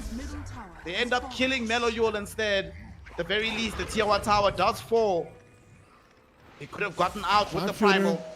Ends up not being the case. Nice little dodge on the sharpshooter. QBFY stays alive a little while longer, but unfortunately 7 Jesu could not make him survive with the silence. And now 7 Jesu's in trouble. He doesn't have any more tools. He doesn't have any more HP. He doesn't have any more life. So many cool things happening that fight. That Wheel of Wonder completely destroying the Ravage attempt to save the Storm Spirit. Now here at the end, the Storm Spirit having an illusion room. The 3-man Bushwhack that you mentioned that saved Asdakor and then allowed them to kill the Primal. It's like everything was used so well by the two teams, but they are not even done. over. They want the Storm again. They want the Storm Spirit. He's burning very low, but he does manage to zip away. Astakor making sure he survives on the Dazzle. He doesn't. He takes out. QBFY with the long-range impalement art actually catches him across the map. Are you kidding me? Then he kills off the Dazzle with the Tame the Beast. Who the hell is this guy? QBFY is doing such a good job in this game, right? First that Wheel of Wonder, then the illusion to push himself away from the sharpshooter, then now the impalement arts to finish the Storm Spirit, and he is always there with the Tame the Beast to make sure that the Dazzle just goes down to the stun lock. Like everything that he's doing in this game is pitch perfect by this Ringmaster. This is what needs to be done, right? This hero, you really need an expert on it. He's gonna smoke with Meloyul. We're heading towards the north side. Hunter is in the vicinity. Not an easy kill, Corrupted, but with these two, maybe if Drow wanders over, they could potentially find it. Corrupted gets himself hit with the Tame the Beast. Now their trample is on with the Onslaught. They have it. QBFY on a killing spree. Yet again, instantaneous Tame the Beast to set up Meloyo for the follow-up kill. Corrupted is having such a bad game. This Tide Hunter needs a better one. He wants to go for a Blade Mail, and I'm not sure that that's good enough. I think in this game, he should have just went for a Blink or an Axe, considering how the game is going. If he goes Blade Mail and then Pipe, and only then goes for the Blink Dagger, he's going to become useless in this one, because none of these items are going to help you farm particularly fast, nor are they going to be giving a team fight to your team. The SF, however, though, is super strong. He went for the Kayasha, and he's going for a Blink. Okay, magic damage SF incoming. That does mean that this Pipe of Insight that Vladik bought already on the Underlord has even greater value, given this build on the SF. People still play this even on the carry SF. They play it this way. They still go for like Blink, BKB, and then they go Daedalus, and they still do massive amounts of damage. Smoke. They're behind. They're gonna be twin gating. Dude, Vladik has no reason to be alive. 4 heroes were around him and they were all too scared to jump him. That is a miraculous situation. He should be 100% dead right now. He needs to be on that TV show. How did I survive? Again, he's gonna have to use the Ravage to survive, and you just don't want to. Will he be able to though? Wheel of Wonder is there. Trample is there. There's not even an opportunity for the Ravage to come out. Storm is here with the 2 supports, but he has the box on the Ringmaster. Beautifully done by QBFY. Escape axe to prevent the sharpshooter connecting on Meloyo. He is still in some danger though. Allies are coming over. Seven Jetsu is now here. Big silence, as well as Vladik coming through the twin gate, or the Fiend's gate. Ryota is going to be the first one in danger. He needs to get out of here. Astokor running to the south in front of the tier 1 tower. Yet again, a long range impalement art connects. They don't find any kills though from Lynx. Tide is here. Tide is coming. He still has access to the Ravage. But Storm Spirit is running out of mana. There's the Pit of Malice. But Pulverize gets interrupted by the Ravage, and then they blow up Meloyo. QBFY almost kills Marlin. Barely survives on the Storm Spirit, but he goes down regardless on the Ringmaster. 2 to 4. Everybody else needs to retreat. If they had slightly more damage on the side of Lynx, they could have demolished that fight. But that damage just was not available. If the SF was a little bit closer there to get closer with his ulti, could have done even more damage to the opponents, maybe gotten on top of the Drow Ranger, but I have to say 7Jessu's positioning in this game has been pretty good, right? They definitely scared him early on, killing him a couple of times, but now he's always in a great position not to get caught. He's there to attack, but still far enough so that they cannot reach him. Very even game in both kills, in gold, and in the experience department. 50-50 effectively. This is what we wanted to see. That stomp from game 1, please get that out of my life. This is real Dota. The game is literally 50-50. One thing I don't like is Tide Hunter's impact. I feel like the Underlord is going to be giving so much more in this one. He has a pipe already and he's going for an Aghanim Scepter, which means that his team fight is going to be much, much stronger. I really want this Tide to get a Blink Dagger next and not go for the pipe first. You need a good initiation. You need something for this SF to follow. If you don't have the real initiation, the real way to get in the middle of the fight and secure that the Ravage connects well, this SF with the Blink and the Kayasha is not going to be working as well. I mean, in that last fight, imagine if he had Blink after he TP'd back and could actually get deep in that fight. They would have just gotten wiped, honestly. He's committing for the pipe. He bought a cloak, so yep, that's going to be delaying his Blink to 25 plus minutes into this game, and that's being generous. Perhaps they can string together a couple of team fight wins beforehand. Of course, a lot of that is contingent upon the items of Marlin, who is finishing his SNK now. Almost complete, just needs the recipe. Radiant's top tower is under attack. I really like the SF on the bottom lane because he has Ryota protecting him. I do not like 7Jessu being here. 7Jessu, brother. Jessu. Oh my god. And the jump to escape back will be there. QBFY, sharpshooter gets dodged again. He's got a support, my friend. Your solo pubs are not the same. He's got his brother. I don't trust my supports in Dota. Why? You have to. Do you not remember what happened previous game with the DK thinking he was gonna get saved by escape act, and then he just died on the high ground? You know, true, but You know, you've got no choice. That's just the beauty of Dota. You've got no choice than to trust your teammates. Meljo, he's got a shield rune, so he's not really a target. I feel like he could have baited there. Very good reactions from him, though, to get out of that situation. And it's a good TP to the mid lane. Somebody will have to TP to the mid lane to deal with the wave. And right now, all of their heroes are there. The problem, of course, lies in the fact that it's Tormentor time, so nobody will really be coming over. You can trade Tormi for significant damage on the tier 2 with the way the game is going. Since you can't reach the Tormi anyway, I think you'll probably take that trade, but they're not even going to bother. Tormi just died way too quickly. Astocor now has access to the projection with the disable. The thing is, you can still get silenced by the Drow if you're not careful with your positioning, so that's something that he's gonna have to think about. Meljo? Blinking into the lane, he gets hacked, now he's gonna get caught, killed. Meljo? I have no idea what that was. First of all, I don't know what he's doing on that part of the map anyways, then his decision to blink in after he saw the enemy spell. I think he thought that they were coming from the bottom side of the map, and he's like, I'm gonna blink here, and then he understands that they're actually right there. Oh, they want to go for a full-on fight without Melody. They're so weak. If they lose this fight, that could be game losing. They're running forward. TA 2000 on the high ground. He gets himself silenced up. He's inside the pit of malice alongside the Storm Spirit. But the Storm 1-7 just look at Astacor's position. Astacor's on the other side of the damn fight. They have now isolated the Drow. She is killed off. BKB was popped by TA 2000, but hashtag worth for the SF. What a route to take by the Dazzle, cutting off the Drow's escape patterns.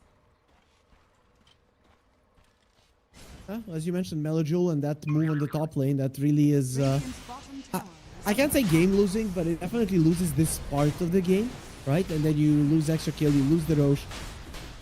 He has cost his team at least like 5 minutes, even more, of this game not being able to control it. And has given time to this Tidehunter to finish the fight and the blink. Though he bought the blink before the fight. So thank you for Corrupted for doing that. Good job, Corrupted. Was just a casual cloak for now. Really gonna do the upgrades thereafter. I mean, if Melojul doesn't die top, there's no way they're rushing right now, right?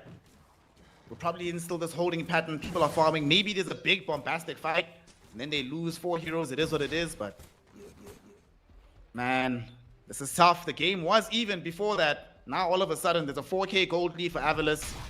They're leading in experience. They have the win probability. And they got to push in these lanes really far in on both mid and the top lane.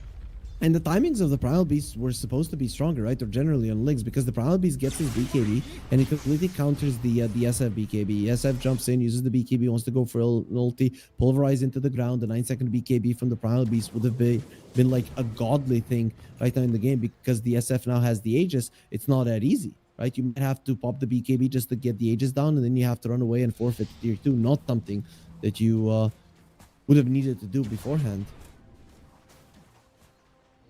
Painful situation indeed at the end there for Melojul. He does have the BKB now. However, Avilis, they're the ones that want to press the advantage. They have Aegis, and they have the BKB on the SF. So here we go. They're coming to look for a fight.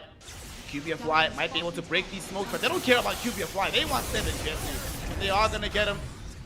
Easy kill. QBFY also gets caught out. Corrupted right in front of him. There's the reveal. He will try to escape with the axe, but it will not mean anything in the end. Wicked 6th Street for TA 2000. And this SF looking quite crazy. And to be honest, those odds finally looking a little bit more reasonable.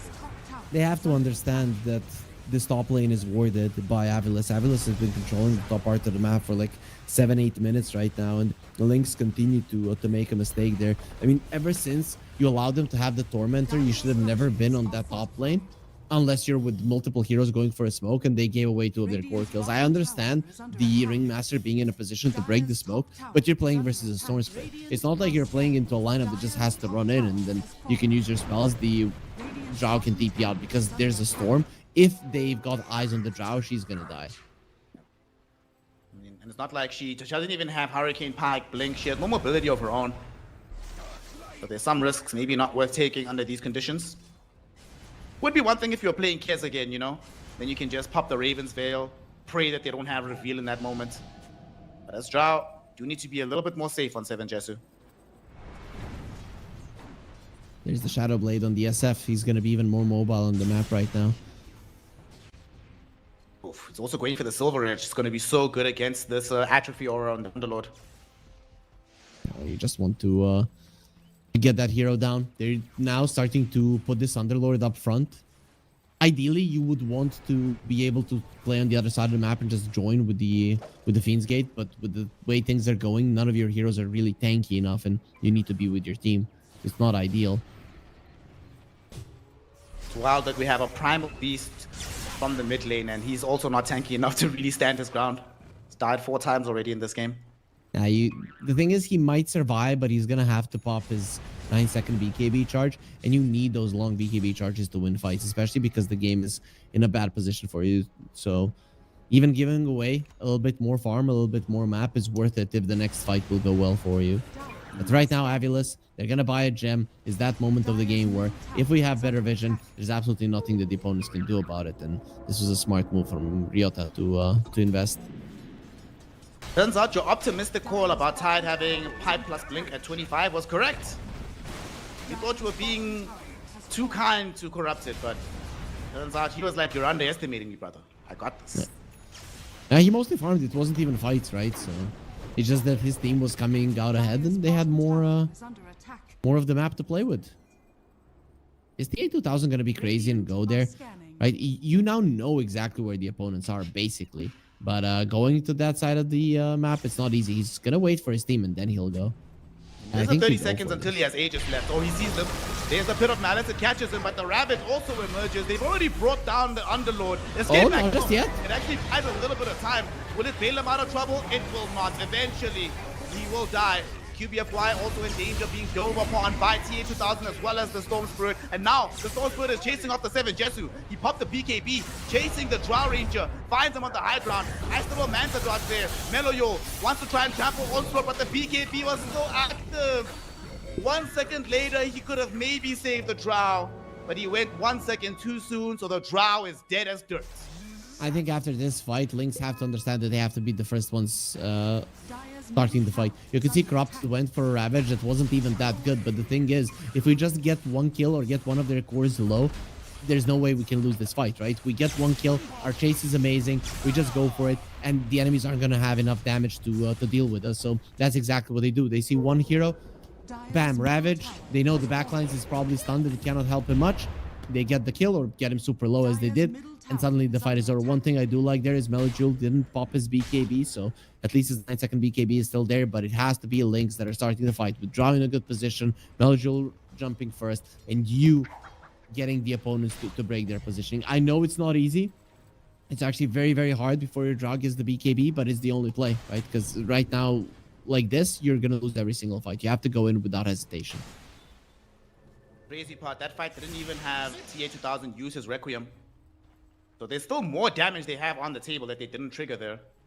Now he's got 35 Necromastery souls, man. Once he gets the vision of him. They see him. They see him. They got him. Pulverize out. He doesn't have his Aegis anymore. So it's just going to be a free kill. And it goes to 7 Jesu. That's 1,000 gold for the Drow Ranger.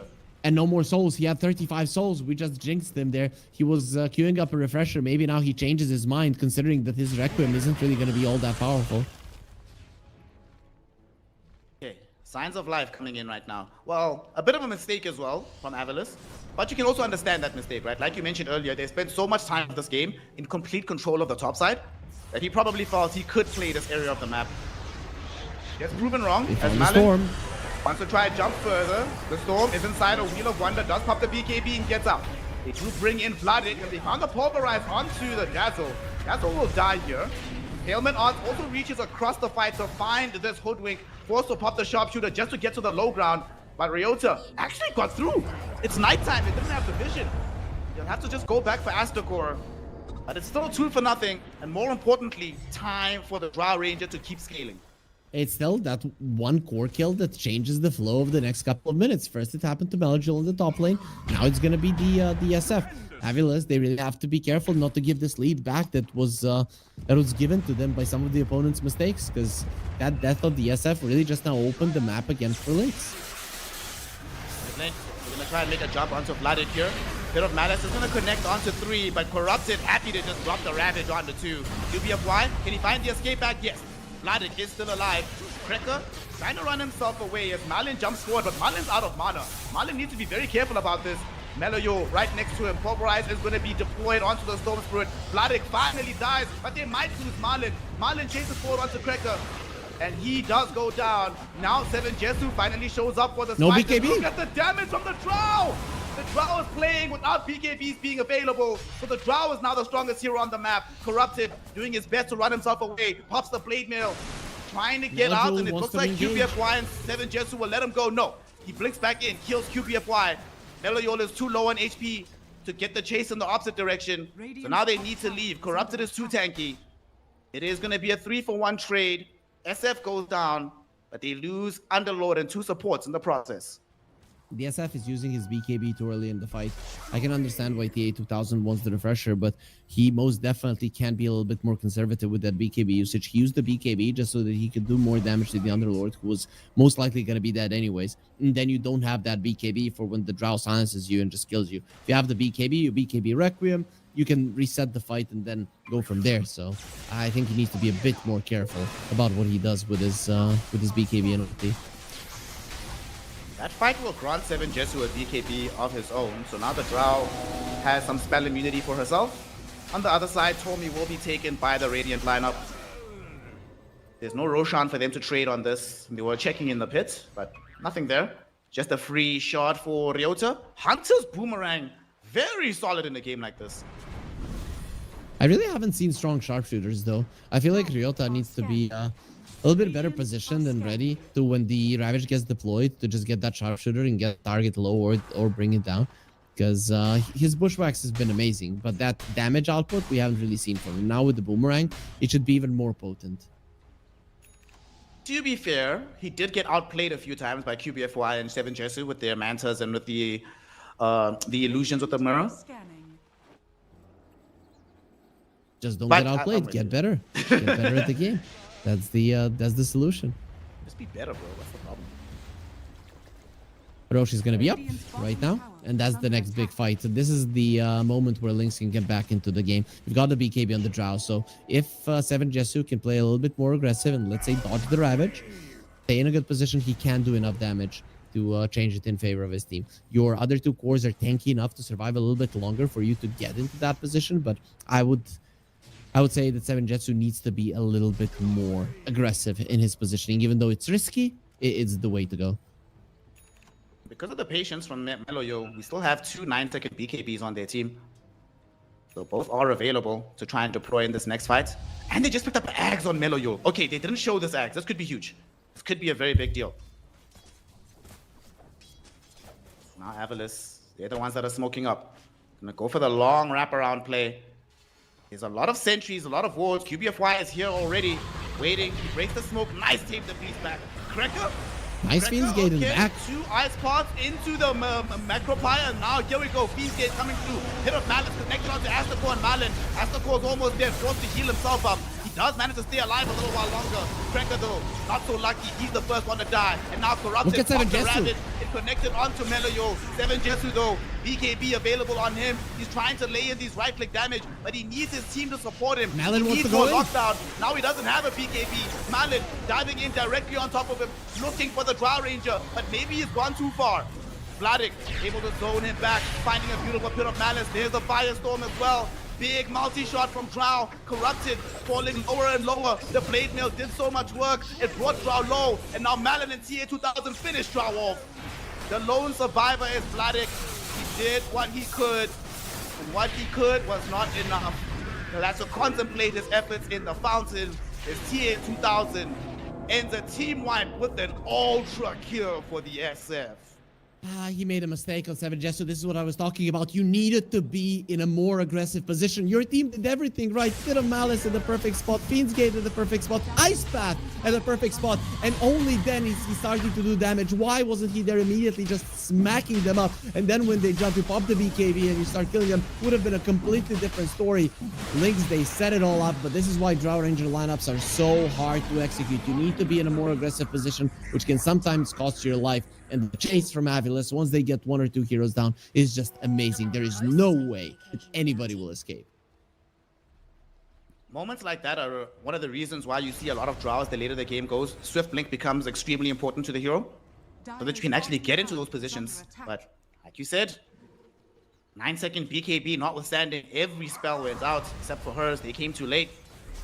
Now you're dealing with yet another Aegis. Now TA2000 has the full refresher on the SF.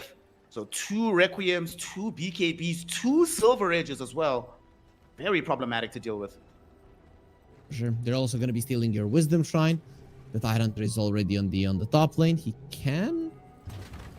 If he shows on the top lane, that could be problematic. But he still got an Aegis and the double Requiem, double BKB. So even without the Tidehunter, it's going to be hard.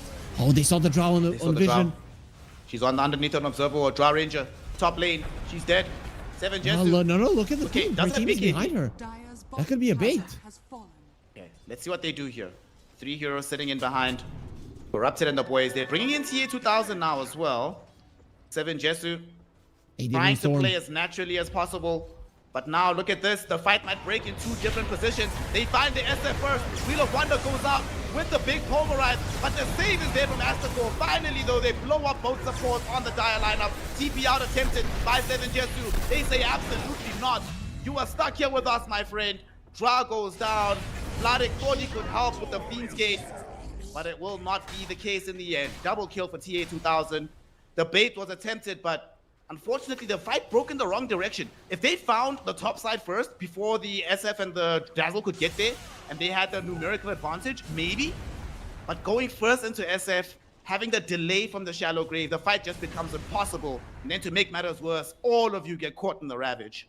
That's the thing, right? Your Drow Ranger needs to be up front and believing in her team, right? He needs to be showing, but he was hiding, then he went in for a smoke. The second that the Drow is in a smoke, you know that she's not going to be doing any damage in that fight. Using the BKB to run away, get into position, get a couple of arrows, and then just die afterwards. So this is going to be a lane of Rax and most likely the game. They're pushing 2 lanes right now. Top side with the Roshan's banner, SF, Storm and the Hoodwink. And then here in middle, Tidehunter is chilling with 2 Siege Wagons behind him. What an astonishing amount of pushing potential going here.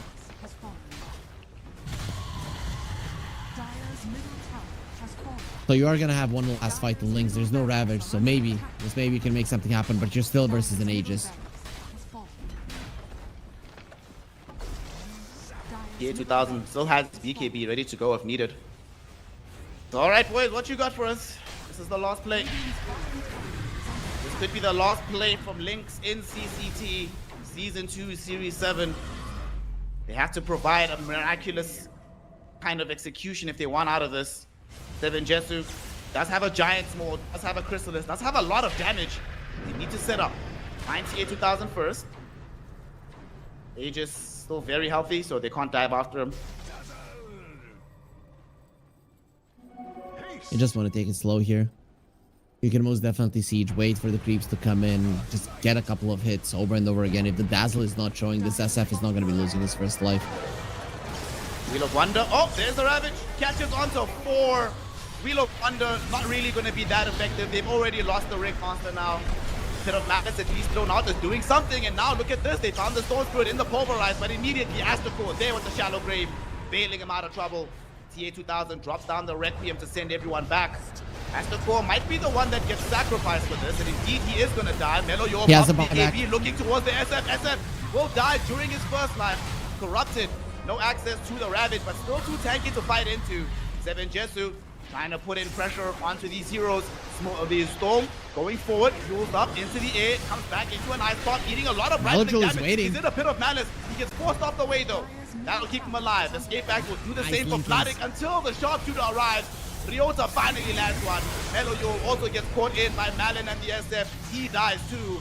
Meloyo does buy back. He wants to try and do something, but SF, BKB goes forward with the Requiem. Eats the Drow Ranger for breakfast, lunch, and dinner. They're gonna demolish Meloyo as well. Send him back into the mountain. GGs have been called. The side of Team Lynx have been eliminated. Avalus proceed in the tournament with a clean 2-0 victory. Yeah, nicely done from them. This is why, I mean, I'm a big fan of the Drow Ranger, but it's very hard of a of a hero to play. Still, Team Lynx, they gave it their all. They're gonna be eliminated. And I mean, coming into this game, you knew that you were not the favorite, so they held on quite nicely. I was impressed with what Melgil was doing in this one, despite his team losing, despite everybody dying. He was making plays, but still, it was his positioning at one point in the game that changed a lot. So I do hope next time around you're gonna watch that replay, you're gonna understand when is the time to play on that side of the map and when it's better to just stay a little bit more defensive. Definitely one of those games. I think it's one of those situations where definitely a much better draft from Team Lynx this time around. It all came down to execution. Hell, there were even, for large portions of this game, until that mistake from Meliol, which happened at like, what, minute 22? Until then, the game was even, right? It was super, super close. It could have gone either way. And even after the death, yes, there was that moment where they get the Aegis, they get all of this going, but then they punched back, they got the Aegis away from the Shadow Fiend, they actually killed him. I think this is one of those games, if I'm Team Lynx, the thing I'm looking at, I was like, all right, guys, we drafted a lot better. All that's missing now is decision making. If Drow is a little bit closer in this fight, if Meloyol not in this part of the map when the rest of us are all the way on the other side, if everybody is focusing one target as we bounce in on all of our spells, if we're not all smoked 2 heroes here, 3 heroes here, you know, there's things you can actually fix, you know? A lot of bright sparks for Team Lynx that I think they can definitely build on. But at the end of the day, it's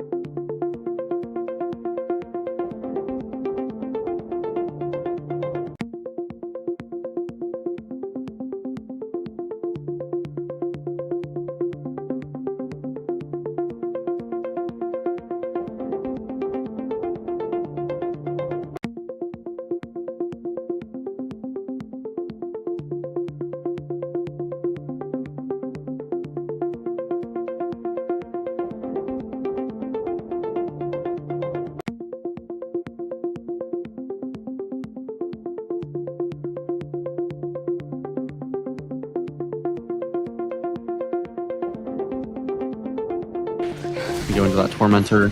Did finish his BKB, so he would have really, really loved that timing. Currently, though, they're going to have to look at a bot side Roche. Could try to trade the Roche for the Tormentor. So far, neither team is actually particularly set up as Slime Meow. Fortunately, he did get caught for his transgressions. That is a bad death. Right at the 20-minute timer, you have this Razor, this Bristle. You got really good ways to kill Tormentor. The one upside is that they're not at Tormentor right now. They're running top, but it's not a 20-minute setup. And actually, this smoke, there's no Jakiro. But this is a very split lineup from Power Rangers. It is just Alberca on the front line. Everyone else in the triangle, they're smoking elsewhere. Why would you not smoke just the Tormentor? This is kind of wild as Alberca. Yes, you can solo it as the Bristleback, but not if the team's on top of you. This is awkward. Now they're going to find immersion. That's the start, as they do get the chains on top of him. Snowball to buy some time. And it does appear Bristleback, he was able to go TP out, joining the smoke back to mid, but this just gives the Tormentor straight on over to Liga team. Slime Yell gets the shard. And now there's a chance they can get both. I mean, yes, they're going to get the mid lane tier 1 here, but... And the smoke not even... Oh, yeah, cool. Missed until the end. Ice Path on top of him. Macropyre as well. He's Lotus. Tara's starting to be able to run away. Okay. Good Ice Blast. Mirage will fall. I mean, this is such an awkward setup as they're going to go on top. They can lots of damage on top of him. And this Brewmaster, yeah, he's got the Ags now. His Brewlings do so much here. Nicky Cool's just trying to run. Snowball will save for now. Nicky Cool, licked onto the low ground. He falls. The set of macro decisions, it looks like this Razor will eventually die. As DKB. Does pop his DKB. He's talking a lot of damage from Violent as he's locked in place, and now we got a bit of a pause. This set of macro decisions from from Power Rangers, it's kind of weird. What is the Largo bug? I'm not sure. Probably locked out of canceling his ulti or getting back, something like that. They're going to go ahead and try in the middle of this fight. Nazsphere has a lot of damage, but is not in a position to be fighting. They prefer to get back here. Immersion. In theory. He does have ice. He does have ice shards, so Slime Meow should probably die here. We'll get clicked down. Ancient Apparition has arrived. Cold Feet, not going to proc. You are way too fast with Largo plus Urinate. So at the end of the day, it's a pretty good fight for Liga team. Yes, they lost their Ember, but they got 2 big cores, and they got the Shard, they got Tormentor, they're starting to get vision set up on Roche.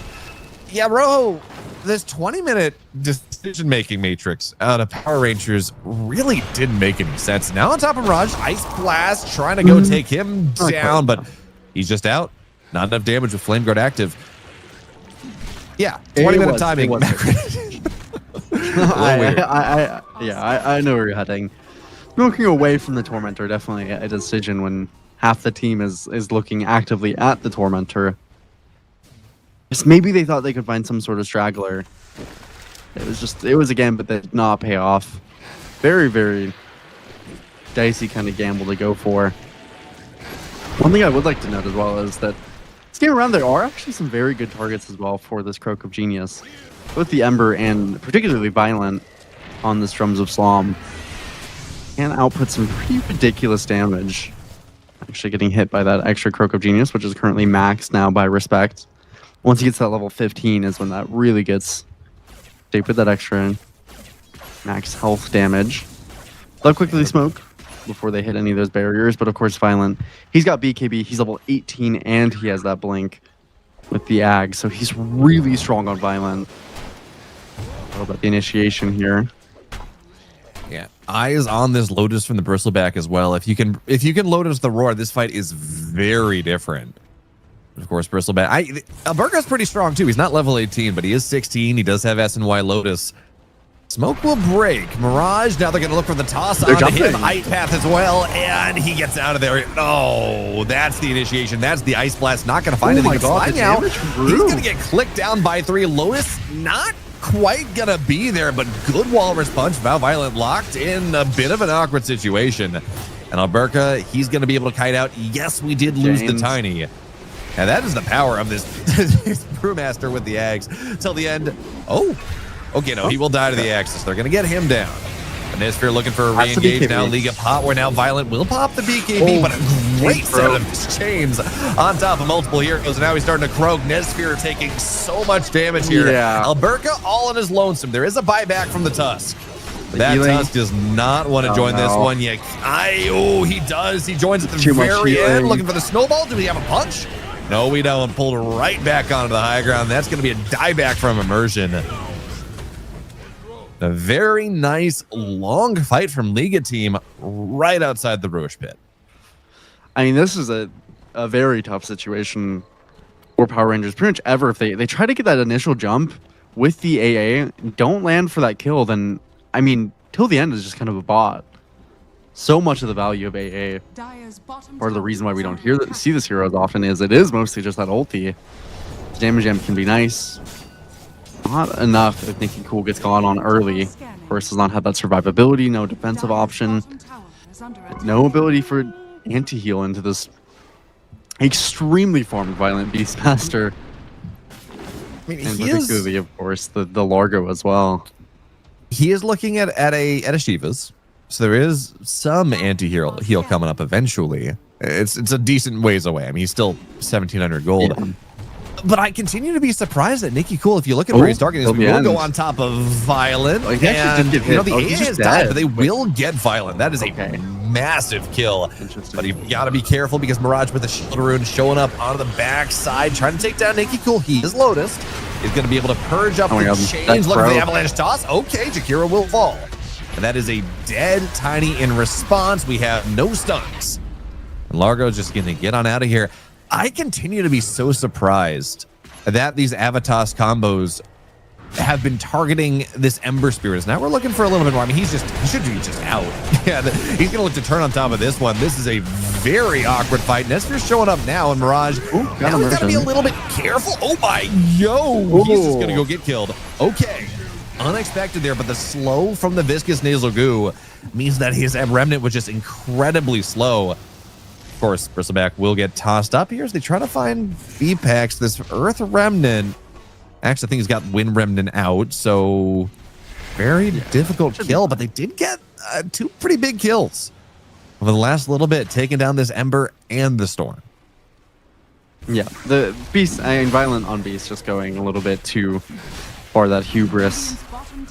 They go on until the end. We didn't even pop the BKB there, so just got caught barely by the last second of the Ice Blast. Need to respect Alberca's damage output. This Bristle is hitting for 450 with that max stack of Warpath, and they're trying to take the Roche with it. And so far, it looks like they will just end up getting it. That is definitely a really tough switch up of pace here for the side of Liga team. They're in a very dominant position. Violent was perfectly ready to just take this game over with an Aegis in hand. Now it goes over to Nesphere with that Mjolnir, with that BKB, looking towards the Manta next.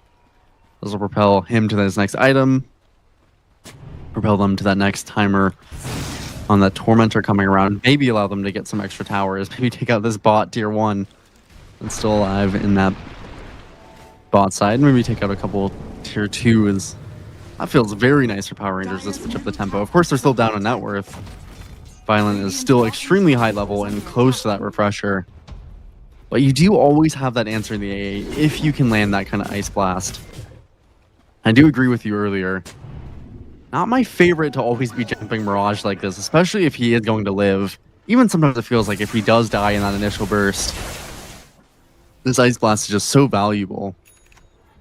Kind of want that as a long-term solution for these fights. Would really love to hit Violent with it whenever possible. I do have the Shivas now for Nikki Cool. A little bit of extra health restoration that they can reduce there. Should be very helpful. A little bit of extra twinkiness as well for Nikki Cool, but still no extra mobility option. No BKB, no Yules, no Force Staff or anything to speak of. So if he's in on Nikki Cool. It's the difficult part about his build. On top of the Brewmaster, do we have the damage for the kill? Ooh. No, man, that was almost got him, but we'll force the Primal Split out. Now that is a pretty significant cooldown they're not going to have access to. But, you know, I'm looking at this Largo Rojo. He's halfway to a more than halfway. He's 400 gold from a Greaves. He got the mech. And into this lineup that has an Ancient Apparition. I feel like I'm very surprised that he is just going all in on this healing Largo route instead of, getting a Lotus or a Force Staff, Glimmer Cape, things that minimize the damage instead of, again, heal when there is an Ancient Apparition that just shuts down the healing on everyone. Is now looking for the toss. AI Ice Blast not available, and looking for an Ice Path from Slimeout, and also not going to land. Yes. Ancient Apparition gets his Ice Blast off. He will die here in the Macropyre, but they should be able to go get Slimeout. They're looking for more, though. On top of Respect, as you continue to try to run, but the damage overwhelming. Both supports will fall. But Alberca dies to Mirage. Interesting. Well, Alberca not just Mirage. Yeah. Violent versus the one who caught him out there. Alberca just not in this position. This is a pretty messy game from both teams, really. I mean, 21-27 in that kill count. Feels like both teams have just been giving kills away that are not necessarily worth it for them. Even Slimeout in Respect, of course, fighting in the spot side. I will say, I mean, again, though, the damage from Croak of Genius still proving to be pretty impressive in this game. Even, I mean, just that, in that instance, he placed onto Slimeout. The Jakiro can output a very significant amount. Slimeout as well, by the way. Never really mentioned, but he did end up building a full pipe for himself. Can feel quite nice for him trying to mitigate some of that initial burst. Might actually be the difference maker in keeping VPEX alive as such, with his relatively low HP actually on this Brewmaster. Not the highest strength gain of strength heroes, and does go for this Tranquil Boots, kind of has a blink this game and Assault Cuirass. Jumps in immediately. He's going to show up after they take the Tormentor. Ice Blast Shard on till the end, so that's going to be a nice stun if he can find what he needs, but Immersion just dies at the very start of this. And you saw the hands go up, doesn't even get the Ice Blast. There's giving the Roy as well. Big TP, the Nightfall, not possible. So that's Aegis down. And everyone else is just going to have to let him go. You don't want to re-engage into this, not with the Primal Split still up. So Nesfiro dies a second time. Yeah, these moves around the Tormentor, Rojo, they have not really been working out for Power Rangers all that well. They're quite confusing, yeah. I guess they thought that they could just sneak it. Not really into this Violent Refresher. He ended up getting 2 targets there in the Roar. Able to take out a little bit too much. They just have not been too cohesive for Power Rangers here. Not quite as much as they were yesterday. Liga team definitely in this first game. Which is living up to kind their of funny because yesterday they were playing with the stand and now they're not looking for the toss in the punch. Ice Blast will land at least on the Jakiro. Did it get the Beastmaster as well? It did, but he's going to TP on out of here. And Respect is a race car. He is so fast as here comes Ember out of the back lines trying to kill off this Ancient Apparition. But now toss into a stun. Do we have the damage? Yes, we do. Even with the lick, Ember plays a little bit too close to the sun, and Alberca trying to go chase down Respect. Respect no mana, so the catchy lick, not the get out of jail free card it normally is, and as fast as he is, not quite fast enough. And it goes the other way around. I'm truly at a loss this game. Some very confusing decisions by both teams as VPEX even 10 seconds left before that Primal Split is coming up. Probably just enough for him to die. Violent off onto Immersion in the meanwhile. And that's the gem as well. Nesfree does see it. Liga is just throwing this away on basically a whim. Give away 2 kills. Mirage is trying to jump in a little bit further. You know, Rojo, Slimeout on towers. Technically, this genre that we're playing, right? Dota is a MOBA, a multiplayer online battle arena, and they heard battle arena. They said, "Okay, we fight." That's what's happening. We're into the Thunderdome. We're just gonna keep throwing our heads into each other until someone dies. Yeah, which you know is a way to play the game. You will win games like that. You will also lose games like that. And I think you're more likely to throw away a game than you are to secure a victory. But I mean, the nice thing, at least for Liga team, is the Power Rangers have been doing the better end of that as well for the past couple Tormentors and objectives. Violent, interestingly, by the way, did take the no wild access cooldown, which usually the Beastmasters do not take. It's pretty It's kind of like a deceptive no cooldown. You do have to wait for the axes to come back to you. Still very, very fast. You can definitely build them up really quick. The Croca Genius could actually be an interesting long-term fight plan. Although it's awkward, right? Because Croca Genius is, when it's cast on Largo, it just lasts the full, like 40 seconds. 30 seconds plus, you do have this encore, so you last even longer. 40 seconds right now at level 16. But when you cast it on others, every single time they cast a spell, it reduces the cooldown. So it's really nice on things like you cast Macropyre, and it does damage for the entirety of the Macropyre. Or it's really nice on these Ags procs of Inner Beast, because you're not casting a spell, so it doesn't reduce cooldown. But if you're spamming Wild Axes, yeah, it'll be nice at the start, but you're gonna lose that croak that croak buff pretty quickly. Yeah, it's still long enough that probably it'll work out for him. Can reapply it as well. But could be something to watch out for, especially if this Largo does eventually go down. Oh, goodbye. They will patch till the end. Very nice pick off, honestly. This is partially why people really like that Primal Roar cooldown. With a little bit of extra uptime on it, just for those really convenient pickoffs. Should be fine though, has the refresher, of course. Don't worry about it. Mirage now chasing Immersion. Get that vessel off. Alberca's here, kinda, but so is Violent, and yeah, this is just Immersion. You know what? Nice ice shards, but blinks exist, fire remnants exist. Immersion, as fast as he is, not gonna be able to get out of there. So they get both supports. Nicky Cool finds himself an Invis rune, and they're gonna find this. Okay, well, Frog will die. I guess so. It's okay. So when I was growing up, there was trading spaces. That was a thing, right? There was a TV show. You had boys versus girls. You had families. You trade spaces for a little bit. One group would go and live in one home and like remodel a room or remodel a house. This is trading spaces. Liga team versus Runa. Support versus support. They just, oh, your support can die. My support can die too. Look at this. Watch this. Yeah, I mean, I do definitely see where you're going with that. It's pretty funny how much Liga team and Power Rangers here are just mirroring each other in terms of the pickoffs they get, in terms of kind of the ways that they're throwing away their leads. They're potentially building up. Liga team now only 2K after they had such a great position for most of the game. A little bit sloppy this game around, but of course, again, on these Tormentors, on some of these goes for Nicky Cool, not had the most cohesive sets of goes. A lot of net worth, though, actually, across their cores here for Power Rangers. Not quite at that top spot that Violent is.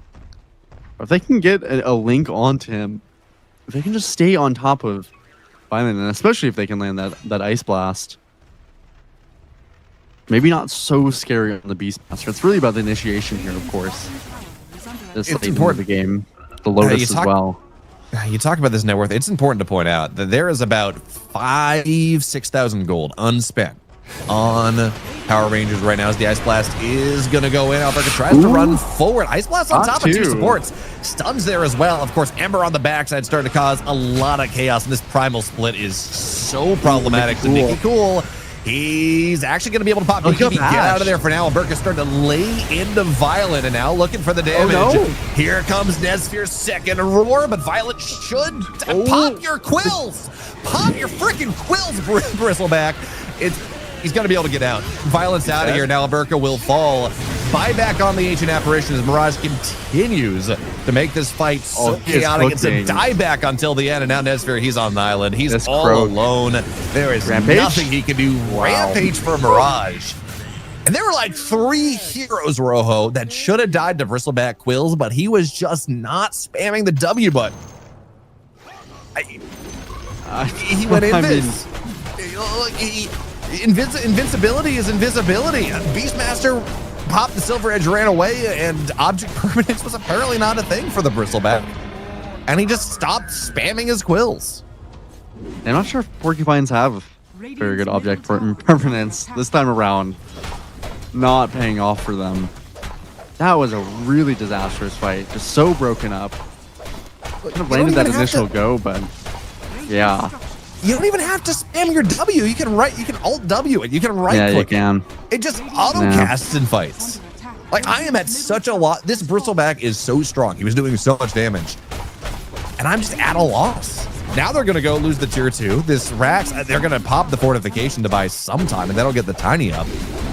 But I am at a loss as to why in the world you would not keep spamming your quills. Yeah, that being said, it's not really a... I mean, yeah, I'm at a loss as well for Alberca.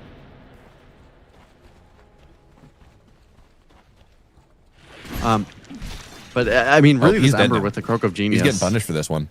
Bring around the Rosie, maybe. Trying to buy some time. There's going to be the break into the roar. You know, no, actually not that much damage. Yeah, so pops the BKB. Here comes Nezsphere. Ice Blast as well. Violent First Life will go down. And where there was one, there was two, because this this Beastmaster is all in his lonesome. Oh, there's a tier 2 there, but I mean, even if there wasn't a tier 2, but especially with that tier 2, such a crazy place to be on the what map. Is this game? I am. Yeah. This is a little race back and forth. Okay, so I'm a basketball fan, right? And last night I was watching my undergrad play a basketball game, Arizona State versus Texas Tech. Sure. And ASU has not been a good team this year. They're like 500. They've had some good games, but they managed to lose every close game they're in. Sure. So I'm like, great, we're up 10, 2 minutes left, number 13 team in the country. We're gonna lose this game. But the nice thing last night, because we did end up winning, the nice thing last night was that I think Texas Tech wanted to lose the game even more than ASU did. They kept throwing it away as much as we were trying to, and that's what this game is. I'm not convinced either team want to win this game. Yeah, they're making it. You know, with this one, and the Tormentor. Oh god, this one's been a recurring. Ice Blast, nice job there. Respect's gonna go get taken down. Shivas as well, 2 dead. Raj clicks the Tormentor. He's gonna give a shard to Violent, pops the BKB, gets out, goes back in, goes out again. Oh my god, and they're gonna keep finding him. Now there's no BKB available. Ice Blast is cooled down, but the Ember is dead. 4 dead on the side of Liga team. You had a 20,000 net worth lead. You were going high ground. Well, you were mentioning, basketball. This game has been up and down the court, I think, more times than your average basketball game even is. There's neither team keeping the ball for any longer than a minute. This Tormentor has been, we were casting a lot of South America games and I'm talking about how difficult some of these teams had a time around the Roshan pit. This time it's the Tormentor. I'm not throwing the game around Roche. Roche has been pretty uncontested, relatively easy for both teams. But this Tormentor has just been a disaster. Every time it's been taken, I think you should just let it go at this point. Completely forget it exists as an objective. There's a full set of racks. Poor Liga team. Raj does get a rampage of this game with the Croak of Genius. He's been cooking absolutely in these fights. But sometimes his Remnant usage on these side lanes has just been... I think he's just improperly falling to the right ones, or I guess maybe think he would have got followed top, but I do think with the extra Remnant he had, he could have just lived. Happened as well on the bot side another time around. Now Nezsphere is level 25, by the way. Static Link steals attack speed. Such a good talent for the Razor, and has the refresher with that Lincoln's. I mean, this game, still 5k lead for Liga team, but that lead is basically nothing. Nezsphere is so strong. Got a Flair's Boda as well. Like, he is... Yeah. He chunks. Cherry on top. Yeah, it's a vampiric Flair's Boda too. So, like, he's working into his Satanic, doesn't have it yet, but he still has 16% lifesteal. And that is... And when you're chunking lifesteal as well. Yeah, spell lifesteal with his Razor, especially with Storm Surge. Now we're gonna go find the Brewmaster. Ice Blast into damage. He evaporates. And oh, by the way, if you take a look at buybacks here, not a lot. No. It's only, now in fairness, Jakira's 400 gold away. As by the way, without that buyback, BPEX has an Aeon disc And it just was not in his inventory because the Midas was during that death without a buyback. So, just really wanted that Midas cooldown. Liga team, I mean, despite getting a rampage on Mirage, I would certainly agree that it does not feel like this game is something they have been cleanly aiming for the win on. So much random going around the map. Very odd macro decisions. Some interesting items and interesting talent choices as well. Everything, I mean, ultimately just, yeah, pales in comparison to the macro mistakes that they have been making. Smoked up on a couple of heroes just to see if they could get maybe a kill or two, but like we now just waiting for that next Roche on to Power Rangers. Level 25 across the board for a good amount of the heroes. Alberca's going to take to it. Very nice one for him. That extra Warpath damage was unlikely. Could go Spell Life Steal, but certainly in his build, that Warpath damage is so valuable. Extra cooldown on the Avalanche, minus 8 seconds for Nicky Cool. He's got about 5,000 gold to spend on this Tiny. No longer poor. Like he used to be at that start of the game. Just about equal with Mirage, who got a rampage, by the way, that this game, in terms of net worth. Can go for something like a Conda if he really wants to finish out, but choose by his travels. Be a little more mobile. So, Rojo, at the start of this game, we were talking about the prospect of a Kiri Brewmaster. Mm-hmm. Well, he is level 25.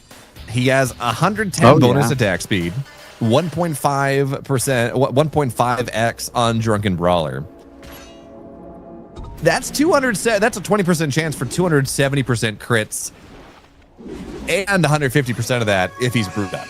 So, you know, gotta be afraid of the Brewmasters. Now we're gonna go on top of him, half damage. Props to Eondis right at the very beginning. Unfortunate. Maybe he should have had it in his backpack. You know? Yeah, I suppose so. Unfortunate that you can no longer disassemble that for him. Look to get and immediately use that burst. Primal Split has the refresher, although, oh my god, that was an incredibly crazy Ice Blast there.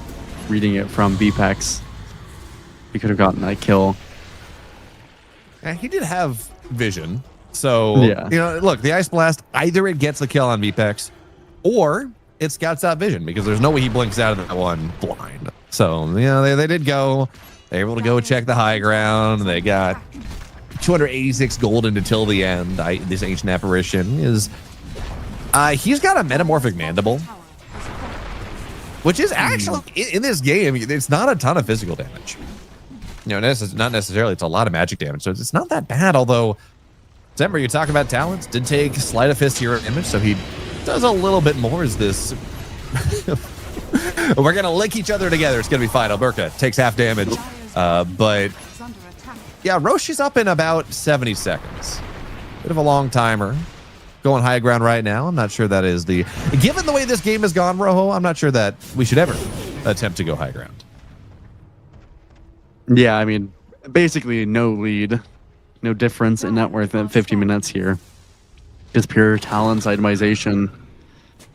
Fortunately for Respect this game, he's not gotten much on this Largo. Very, very poor on him. He's only finished that Greaves that we talked about earlier, and even the Greaves, as you mentioned, we were a little bit skeptical of into the AA.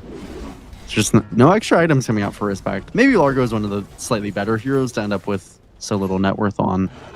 Not really a necessity, but it does feel really nice when you can get these extra items. And so they're just not ready on Liga team. A lot of heroes. Ice Blast on top of Violet, not quite going to land. And the Primal Split goes up backside, so there's already a bit of a broken fight for Power Rangers. Even as the Joker will fall buyback from the Ancient Apparition. And this Brewmaster, excuse me, this Bristleback just going to town. Violet runs away. Again, the Quills don't land, but this time at least he was casting them. So the Tusk will fall. Buyback from the Jakiro. But they're just kiting out the Primal Split, waiting for that to go back off cooldown. Maybe thinking about another re-engage. Ice Blast up in 6 seconds. You can get another toss. It's a dead hero, but seems like Liga for now. They're playing all clustered together. Finding that pickoff is not the easiest thing, but Roshan is here. 5v4 though. Not sure it's the best move for Power Rangers.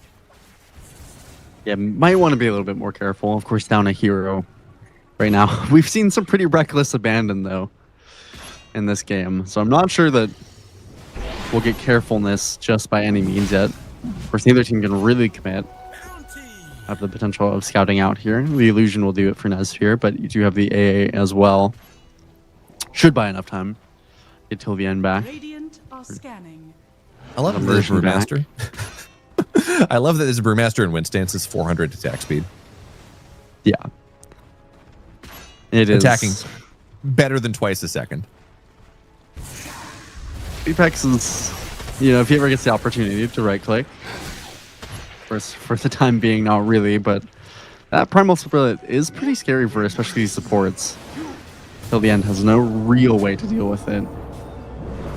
Go to the bot side, Alberca. Fine, Alberca does pop the Lotus on top of himself. He's not an easy kill. And yeah, backside Mirage. Ice Blast pops the BKB, but he has to be careful. The Shatter still goes through it. So he's going to get out. Ice Blast down, but importantly, Immersion, yeah, pops the BKB. Here comes BX once again. Can't really stay on top of Alberca, not the Lotus and the Lincolns, and one of his own. So they're just continuing to try to chase down. The kill damage actually kills these, yeah. Two of the Brewlings down pretty quickly. BPEX backside does get a toss on the Tiny. But now it's just this Earth Remnant ready to go. Alberca, BPEX pops the Refresher. Second primal split. Violent will be able to get 4-step out for now, but Alberca is just running out of the damage is so significant. Level 26 Bristleback takes down Violent. That's going to be buyback. And the backside, BPEX doing a really nice job keeping everyone back. Ancient Apparition falls. No buyback on him.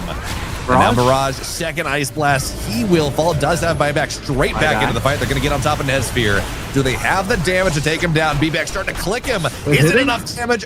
No, it's not. TP on out of there. No stuns available.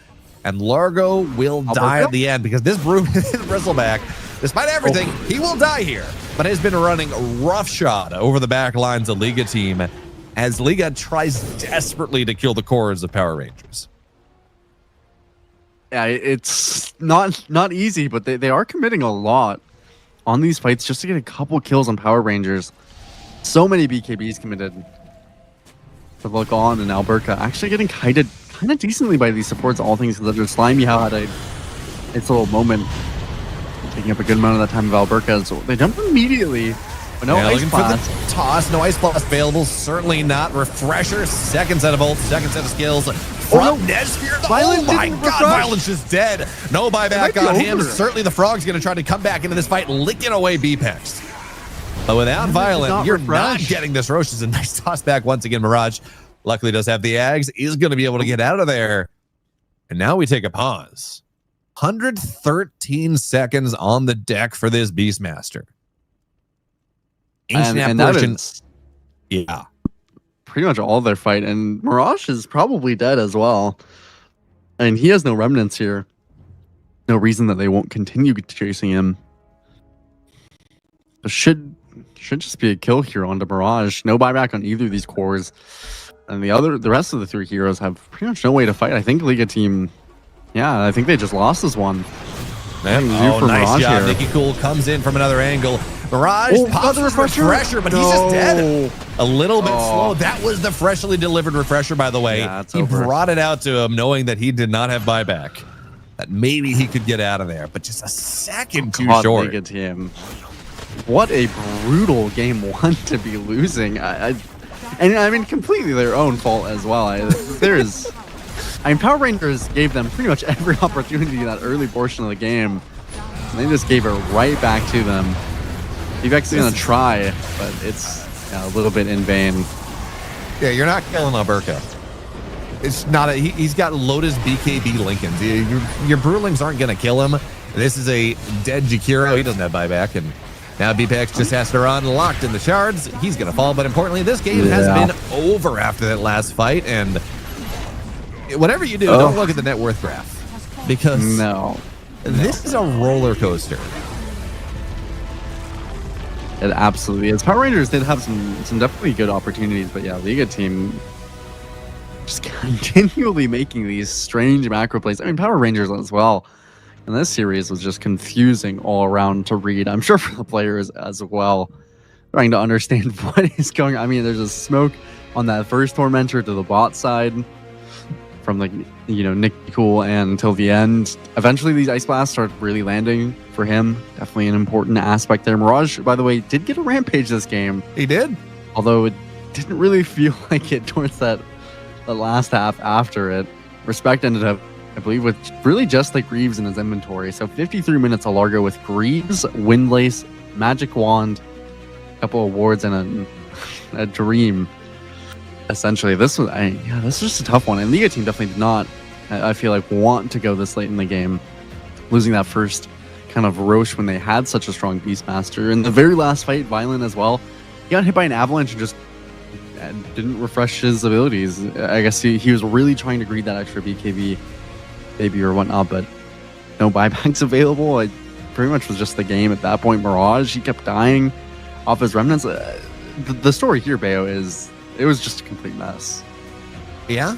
Well, good news is that this was only game one. So both teams get a chance to go sit down, have their coaches yell at them for a little bit, maybe figure out, maybe we should be a little bit more disciplined as we get ready to move into game number 2 right after the break.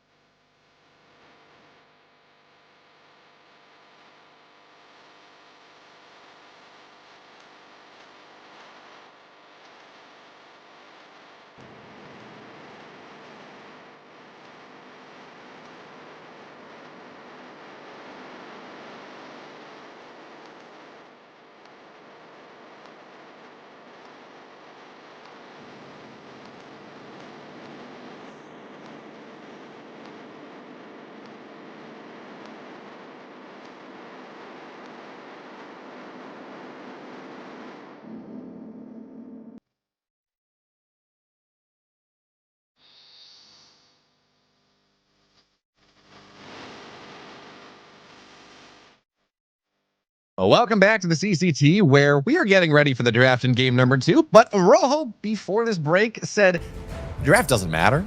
Who the hell cares about the draft? Just like smoke to Tormentor instead of smoke away from Tormentor. And press your quill button when the enemy hero has like 7 stacks and 200 HP and is running away from you. Very simple stuff, right? Yeah, the fixes are not, I think, too complex for the side of either team. Ultimately, some of those macro errors, I think, were very, very approachable if you had taken a quick moment to speak with your coach or to look over what happened in the game. Yeah, smoke away from Tormentor was certainly a move that Nicky Cool and Till the End made, but ultimately they came away with a victory, Bayo. So was it the wrong thing? Yes. Yes. Yeah. Absolutely. My question for you as we're getting here, because you played at a semi-professional level. When you were playing, did you have a coach? We did. We cycled through a couple different ones. We were pretty serious, despite. Anyway, being from an A. Yeah, I have some mixed feelings on coaches. I will say on the coaches that we had as well, but. Coaching is definitely a little bit different it's kind of strange in the tier 2, tier 3, whatever scene you want to call it for professional Dota, because a lot of times the coaches, they really don't know as much as the players, so their job is kind of to keep everything in line with drafts and how you practice and whatnot, and sometimes that's really useful, sometimes it's not. I have a friend who played really, really nice guy, Andy. Everybody loves Andy, absolute sweetheart. But he played for Optic Gaming in League of Legends, I believe, for a brief period there. He's very, very good. Is the short of it, and he is the most adamant hater of coaches on that kind of part of the scene. He thinks that they are basically grifters. So he's convinced me at times. Of course, I do think that there is still a lot of value that you can get out of them. I'm sure Power Rangers Liga team, if they do have coaches, have some, it's probably valuable that they have someone who can look at the kind of mistakes that they made in these games to remind them of some of the errors. So it's a mixed bag. I'd certainly say that it can go either way. My question for you, or my question to the follow-up on that one, was after a game like game number 1, like what is that conversation like in the 7, 8, 9, 10 minutes that you have kind of between games? I mean, yeah, what is that conversation like? Usually between the players, most of the time it's pretty brutal. The way players communicate with each other, I think, is not something that people would be surprised by, but I think there's probably a lot more profanities and things thrown in than you expect. Usually, obviously, you want a very healthy team environment, just kind of be like, well, we really shouldn't have made this move. This was kind of silly. Maybe that's not always the language used. Silly, but definitely, yeah. I think the players probably immediately recognize some of the things that went particularly wrong. And then if you do have a coach, their job is, it depends obviously on their job. Some coaches, I think, are less inclined to speak on the game as opposed to drafts and stuff. So they might say, hey, this didn't really work out for our draft. Maybe we should put an emphasis on banning this. In this game, they banned some kind of interesting things for a Liga team. Maybe that's the kind of switch that they wanted. They picked this Mars first, which is probably valuable. I suppose I certainly don't mind them getting that early Mars for themselves. Securing an offlaner is kind of nice in this series when we saw a pretty big emphasis on their bans.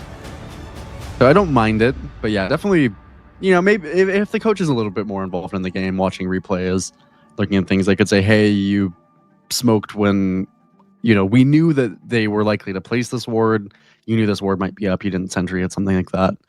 If they were really paying attention to the game, usually the most useful thing you can gain access to. Of course, definitely want to make this draft a little bit smoother as well. But as I mentioned, draft was, I think, fine for both teams.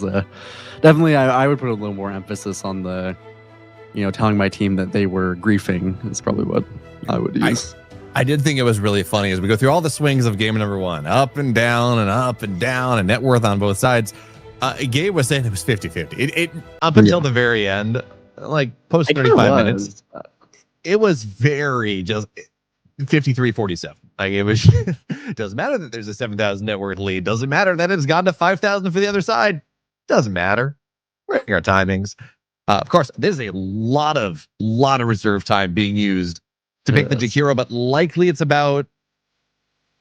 I don't know that it's worth a minute of reserve time to pick a Jakiro and a Willow. Those are just like classic Mars pairing. Yeah. It is a bit interesting. I mean, obviously, I would say for most teams, this is probably just an immediate Abaddon pick. It pretty much immediately counters both these supports in whatever lane it is. Doesn't care too much about Mars. Not sure if there's any other really easily available Dispel. Definitely would be the Largo, I think, in most cases, if it was not banned. But could reasonably, I think, argue for something like a Ringmaster or whatnot, maybe even a Tide in some form of offlane. But I'll go for Centaur instead. Not... I mean, it's kind of a bad Centaur game, I guess, all things considered, but they do flex it. Nicky Cool could play this as we saw yesterday, and a bad Centaur game is kind of, if Hero does what Centaur does pretty majorly. Not always will you be stuck in an arena or an ice path or a bramble if you do get that stampede off. But yeah, definitely not the easiest Centaur game, I would say. Yeah, especially because Centaur is your aura builder, right? He's going to get your pipe, going to get your Vanguard, your Crimson, whatever it is. I get that you like having a Centaur with Razor because Stampede means you can contain the link, continue the link, host stomp for the Razor. But, Ro, have we considered that Underlord is uncontested in this game and he could have just picked an Underlord? Yeah, it is a little. That's, you bring up a very, very compelling point there. To pick Underlord. Yeah, I can't. Maybe you should be a coach, Bayo. I'd certainly buy that one. You could make so much money. You could have a big stack of 10 papers, and on each one it has a letter of pick Underlord on it. Make sure it goes in a line. Yeah, I would say that's pretty valuable. Ursa as a responser, which is nice. Ursa Jakiro is a great lane. Centaur is not going to have a great time, which is actually really important. Underlord, yes, Ursa would also have counted the Underlord if that was what was going to happen, but feels like Underlord has a little bit more flexibility in how you play. You can take stacks, you can do those things. Centaur wants to win the lane. Centaur wants to take it over, start to farm the jungle, and get the Helm Dom, take the tower relatively early. And, Ringmaster Centaur into this Jakiro Ursa is not really going to be able to do that all that easily. Yeah, it's pretty tough. So definitely for the Centaur, especially too. I mean, usually you want to go towards things like that first item pipe, or maybe get a Crimson as well. Then really start to look to fight. Of course, Ursa doesn't really care about auras actually as most as the other heroes. With the Fury Swipes, of course, doesn't care about losing damage as much. The box is quite annoying for Ursa, but very often you kill before it can come out, or you're jumping the Ringmaster. And I kind of like the concept of Liga's team so far, as in it's very scrappy. I think pretty limited on the cooldowns they need to kind of have to enable these fights for themselves, which, based on what we saw in the previous game, is probably a pretty solid thing to have. They also get to ban out 2 decent carries that are good matchups into Ursa, as well as having access to Dispels pretty easily. Quite nice for a Liga team to get rid of that Troll and that Abaddon. Pretty good shout, I think. Of course, if you would have picked Underlord where you would have picked Centaur, you would have also gotten Ursa either way, considering they did not ban that out of the phase. But definitely Ursa posing a big threat to these heroes. Disruptor Ringmaster can kite it pretty annoyingly, but of course they have so much lockdown and control in other places of their draft. Should be not too much of a worry if you can get off to that lane start you're looking for. So what are we looking at? I'm going down the list of carries that remain. I cannot believe that Viper's lasted this long and not been banned. It's kind of wild, actually. We were looking for a mid laner for Liga team, unless this is some crazy mid Willow, mid Jakiro, which is extremely. Yeah, Most that's likely. not going to happen. I suppose that is, but yeah, not likely. What are we looking at here? Puck is still in the pool. Probably the Void is what I would go towards. Maybe the Void is tough against Centaur, but Yeah, I'd say Void, maybe Invoker is reasonable. Or Mirage, but just Beastmaster again. I don't. All right. Yeah. I mean, Mirage Beastmaster, he had a great game one. Or he had a great game yesterday, despite being snipered, despite having a really awful lane matchup. So I don't mind it. I think Beastmaster is good here. It gives you a lockdown versus the Razor. You know, it does pinch the mid pool a little bit. Yeah. Mid for... Do we think this is mid Razor? Are we picking for a carry or are we picking for a mid here for Power Rangers? I mean, probably. I mean, it could actually be interesting on the Razor to go kind of this like Reeves BKB idea this game. I wouldn't hate that. It'd be pretty decent against the Beast in lane. Wouldn't have to worry too much about the boars or whatnot.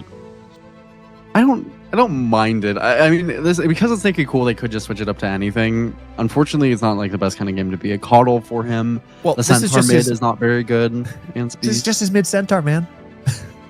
It's not a good matchup, but it is his mid Centaur. It could be, but yeah. Prefer if it wasn't. Yeah, I don't know. I think they can just kind of go any direction with what they feel. I don't think it's the best carry Razor game, so that's kind of why I'm preempting switching it out of that slot. Maybe though you hate the Ursa so much, the matchup wise. Did pick a Sand King, I guess keep it roughly open, but it will be Nicky Cools. This is a hero that he typically likes. It's fun. I've seen Sand King mid recently kind of have a tiny bit of a resurgence. Funny thing about the Sand King mid, of course, is it's been nerfed, and then people were like, oh, well, it wasn't really that bad of a nerf, so I'll just keep playing it. And then it got changed, and then they were like, oh, actually, maybe this is better than it was. And then it kind of got nerfed, and then they're like, oh, well, maybe the nerf wasn't that bad. And people keep kind of falling in and out of style with this hero. Mostly now, I think it's up to whether the player is particularly proficient with it.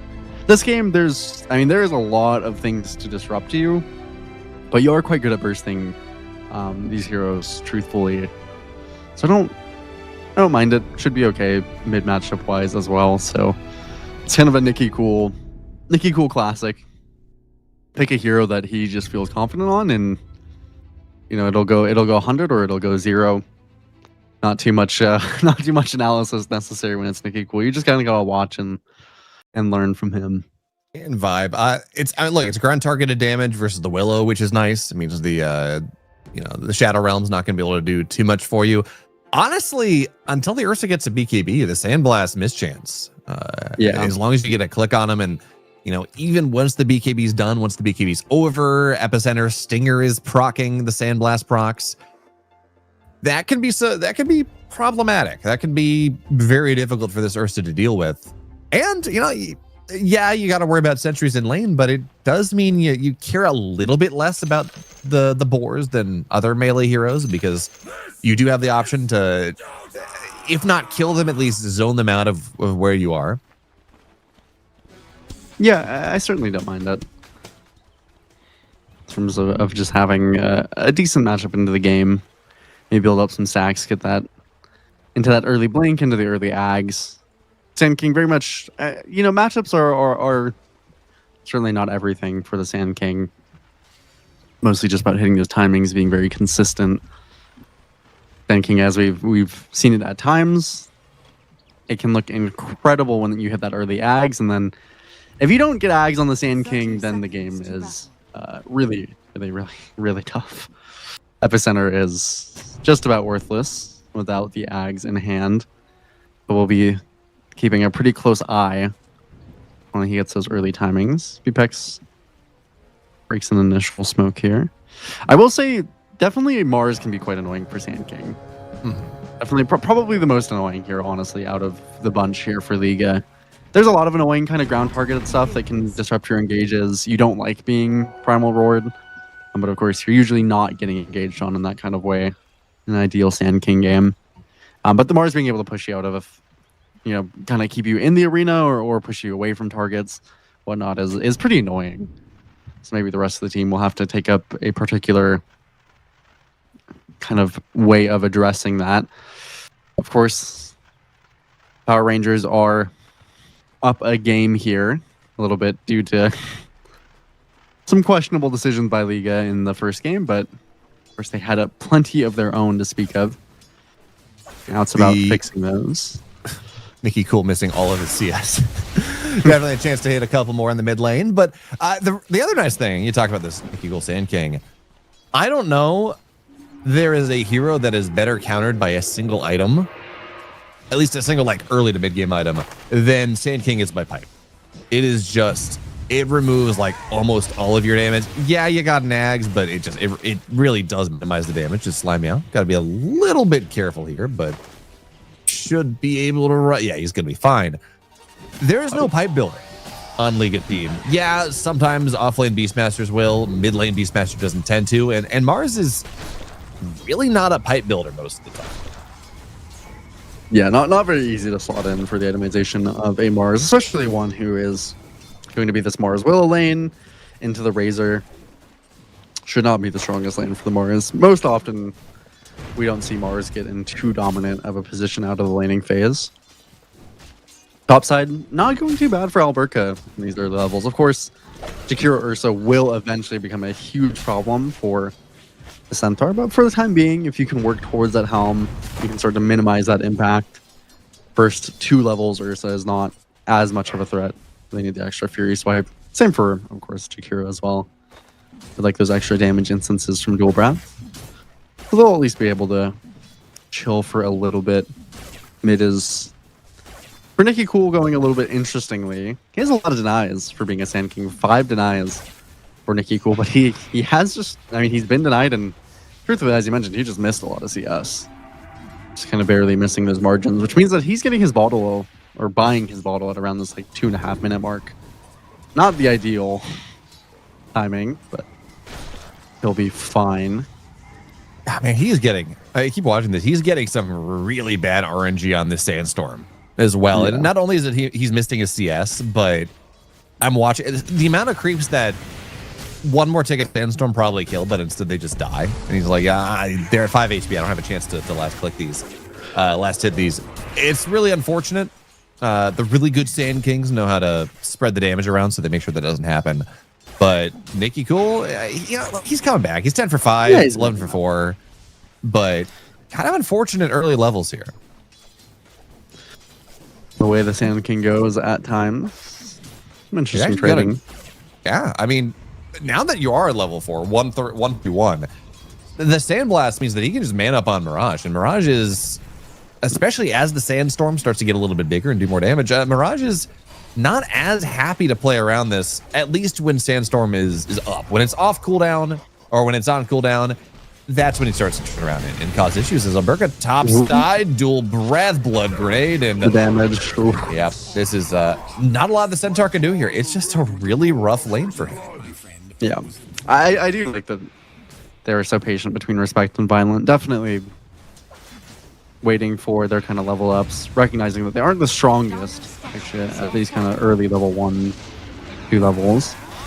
As Fear till the end. Pretty good damage on the Slime Meow. Ooh, really good spear, actually. Yeah, God's Rebuked as well. Not enough to kill, but not apparently enough to keep Slime Meow alive either. Thinking about the deny to the neutrals. He's actually manning up here. Will not die to the Thunderstrike. And the neutral deny. Well done there, Slime Meow. Till the end. I mean, he's going to get rebuked in response. And Cool looking for the Blink Burrow Strike stun. There they go. They get the Mars. Okay. Okay, nice move by Nicky Cool. Very important that he gets that. Punishes pretty hard, actually, onto VPEX for honestly making what I mean, making a pretty good play. Landed all of his abilities pretty nicely, pressured Sphere, but fortunately with that TP out, just 1 second before Nicky Cool could get to him. Ends up meaning he has to walk back to lane. But still, overall, a pretty decent set of circumstances for League of Team. Of course, Violent is doing about as good as the Ursa should in the top side. Maybe a little bit closer to Alberca than you prefer, but it will get worse in time. Good XP for Mirage as Nicky Cool is dragging the wave. Yeah, but the dragon is showing up here. Sentry gets dropped as Nikki Cool continues to play around, slowed by the boar. He continues to run. I mean, this is a long journey that's just going to end in a dead scorpion, I think. Benny Hill theme? You're right. How? Okay. Okay. I was like, how did Mirage not see him there? So he's dead. Okay. Yeah. You know. Yeah.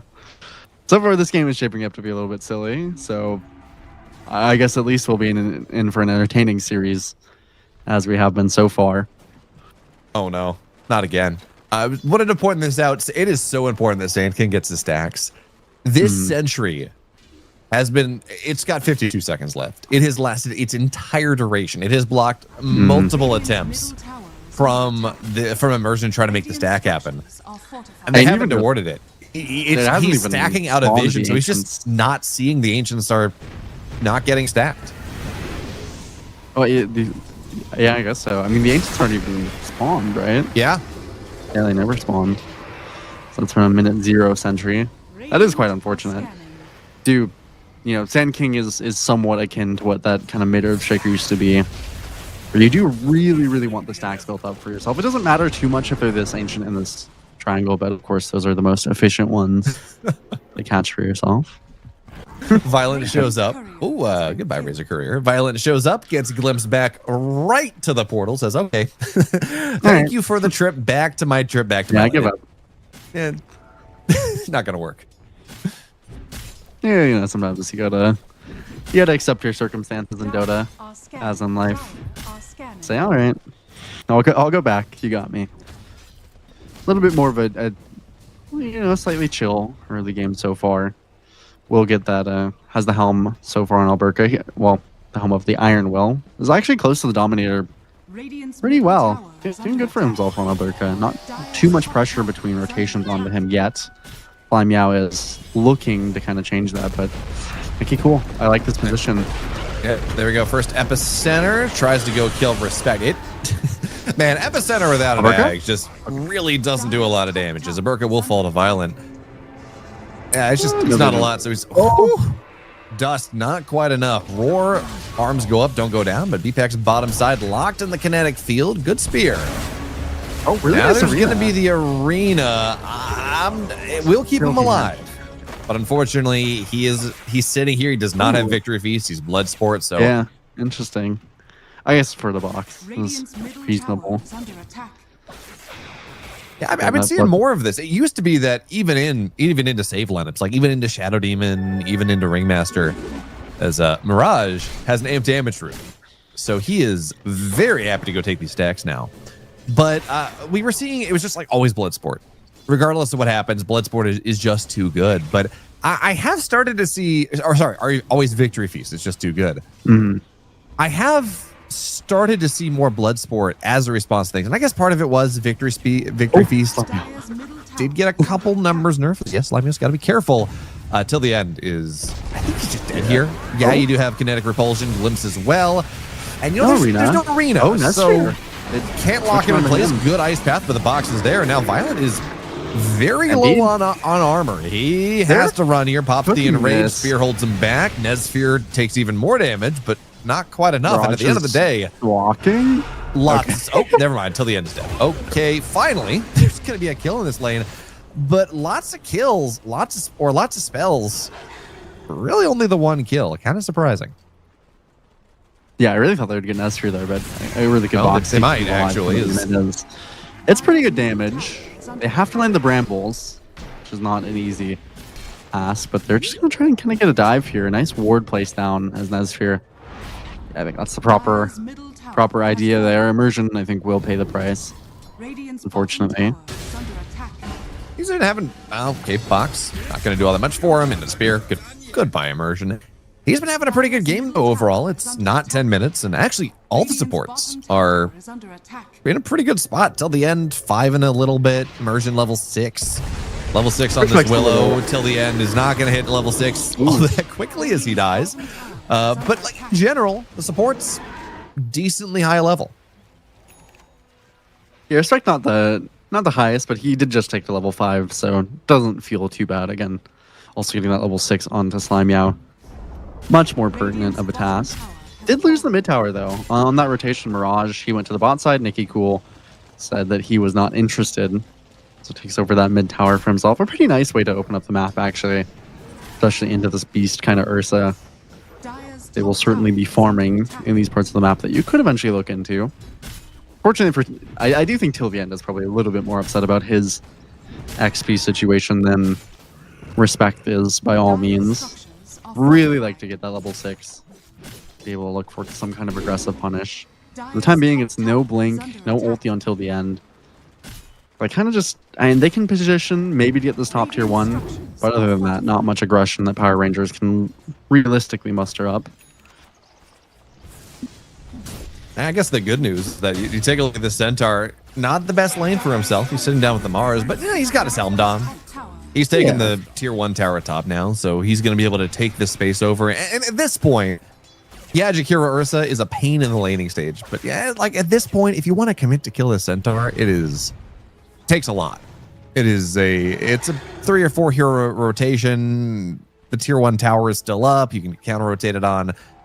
Not really all that worth it. So Alberca is going to be able to go. He's going to get a farm up. Is he rushing Blink? He's got 2,200 gold in the bank. Hasn't bought any components of an aura. Now we're going to go find the Razor. Nesfear tries to run. Nicky Cool joins the fight as well, and that will be a dead Willow. Lots of ults committed for him, but they keep Nesfear alive, and that's pretty nice. Not the best you can ask for. Not the ideal Blink reveal for Nicky Cool, but again, usually it's looking forward to that next item. Gets a regen even from under Mirage's nose. So Nicky Cool will certainly take that. And yeah, it is quite nice that they've managed to create some decent space on the map for Power Rangers without these kind of strong aggressive timings, or to line Alberca up with and just farming the way that he has. Haven't had too much pressure onto Nicky Cool as well. Unfortunately, it has left Nesfear a little bit desperate in comparison to the previous game. That's okay. I think Alberca, he didn't commit, by the way, to finishing that Ring of Tarrasque, so maybe he's just weighing his options on the Centaur, seeing where the game was heading. Will go for that pipe. Maybe particularly feeling that Violent is not going to join the game for quite some time. Probably correct in that assessment. About 150 gold from that Battle Fury, and with Ursa certainly looking towards the Blink after that. Usually want the BKB as well after that, where you're really confident. Same for Mirage. He will not be joining the game for quite some time. Physical damage, of course, not the most impressive either with his Ags build. He's coming up in on general, it's 400 gold. It's just a great pipe game. You'd say there's not a lot of physical damage. Mars is primarily magical. So is the Beastmaster. So is the Jakiro. So is the Dark Willow. Of course, Jakiro not doing a lot of damage when he's dead. 20 seconds on the deck as the smoke, or as the move will connect and just get the 5. But yeah, like outside of this Ursa, this lineup is what, 80% magic damage, something like that. It is it's a very valuable pipe game. Yeah. Oh, pretty always nice to have the pipe realistically in these kind of games. Alberca probably making the correct decision. Of course, Mars not going for any kind of similar build, mostly stats into about 50 gold from that Blink. I would like to see them make something happen around this Blink timer. They have Macro Pyre now. They have the Dark Willow. Presumably, these supports were picked with the idea of connecting to the Mars, having that extra damage to throw in Arena. And you do have to, I mean, VPEX this game definitely going to be facilitating a lot of these plays. If the supports can't set them up for themselves, which is definitely difficult, got to try and do it with this Mars, with the Blood Sport. Stop those potential saves from coming out. Do it before the pipe is here. Smokes through the bot side, going into the portal. Yeah, trying to go take this is an interesting smoke. I thought they were going to go collapse on the tier 1, but they really want to find Violent. He's on the high ground. Ooh. They're going to be able to find him. Okay, they're going to go get on top of him. There's going to be the Burrow Strike, but they're just going to turn on top of Nicky Cool. Luckily, there's no one raged, so it just gets glimpsed back into the Static Storm. He's dead, now looking for the epicenter. But this pipe just nullifies all the potential damage. It's going to terrorize into the wall, but again, the pipe minimizing so much of that. Here comes Mirage, though, with his bags. Gets the kill onto the Sand King. And Alberca will be able to get out for now. Immersion into the spear, but it's not going to latch. There's the ice path. Okay. Kind of clean. That was very clean till the end. He now has to run, but he's dead. 3 dead just for this Ursa. Now Burka, do they have more lockdown? Yeah, the Bramble's going to land. Curse Crown is actually not even skilled, but Burka will die anyways. Triple kill for Mirage. They only lose the Ursa. Yeah, I mean, that's pretty good. I did not think that fight would go as poorly for them on Liga team. I mean, Violent did not press the enrage initially, despite getting hit by that glimpse. So just a mess up on his end. But that 3-man arena kind of waited out the pipe, interestingly, with the Terrorize. And Mirage coming in kind of had the perfect setup for a Beastmaster. Again, not usually these Beastmasters are super strong around the Ags timing. But that being said, you can be if you're in this kind of net worth position.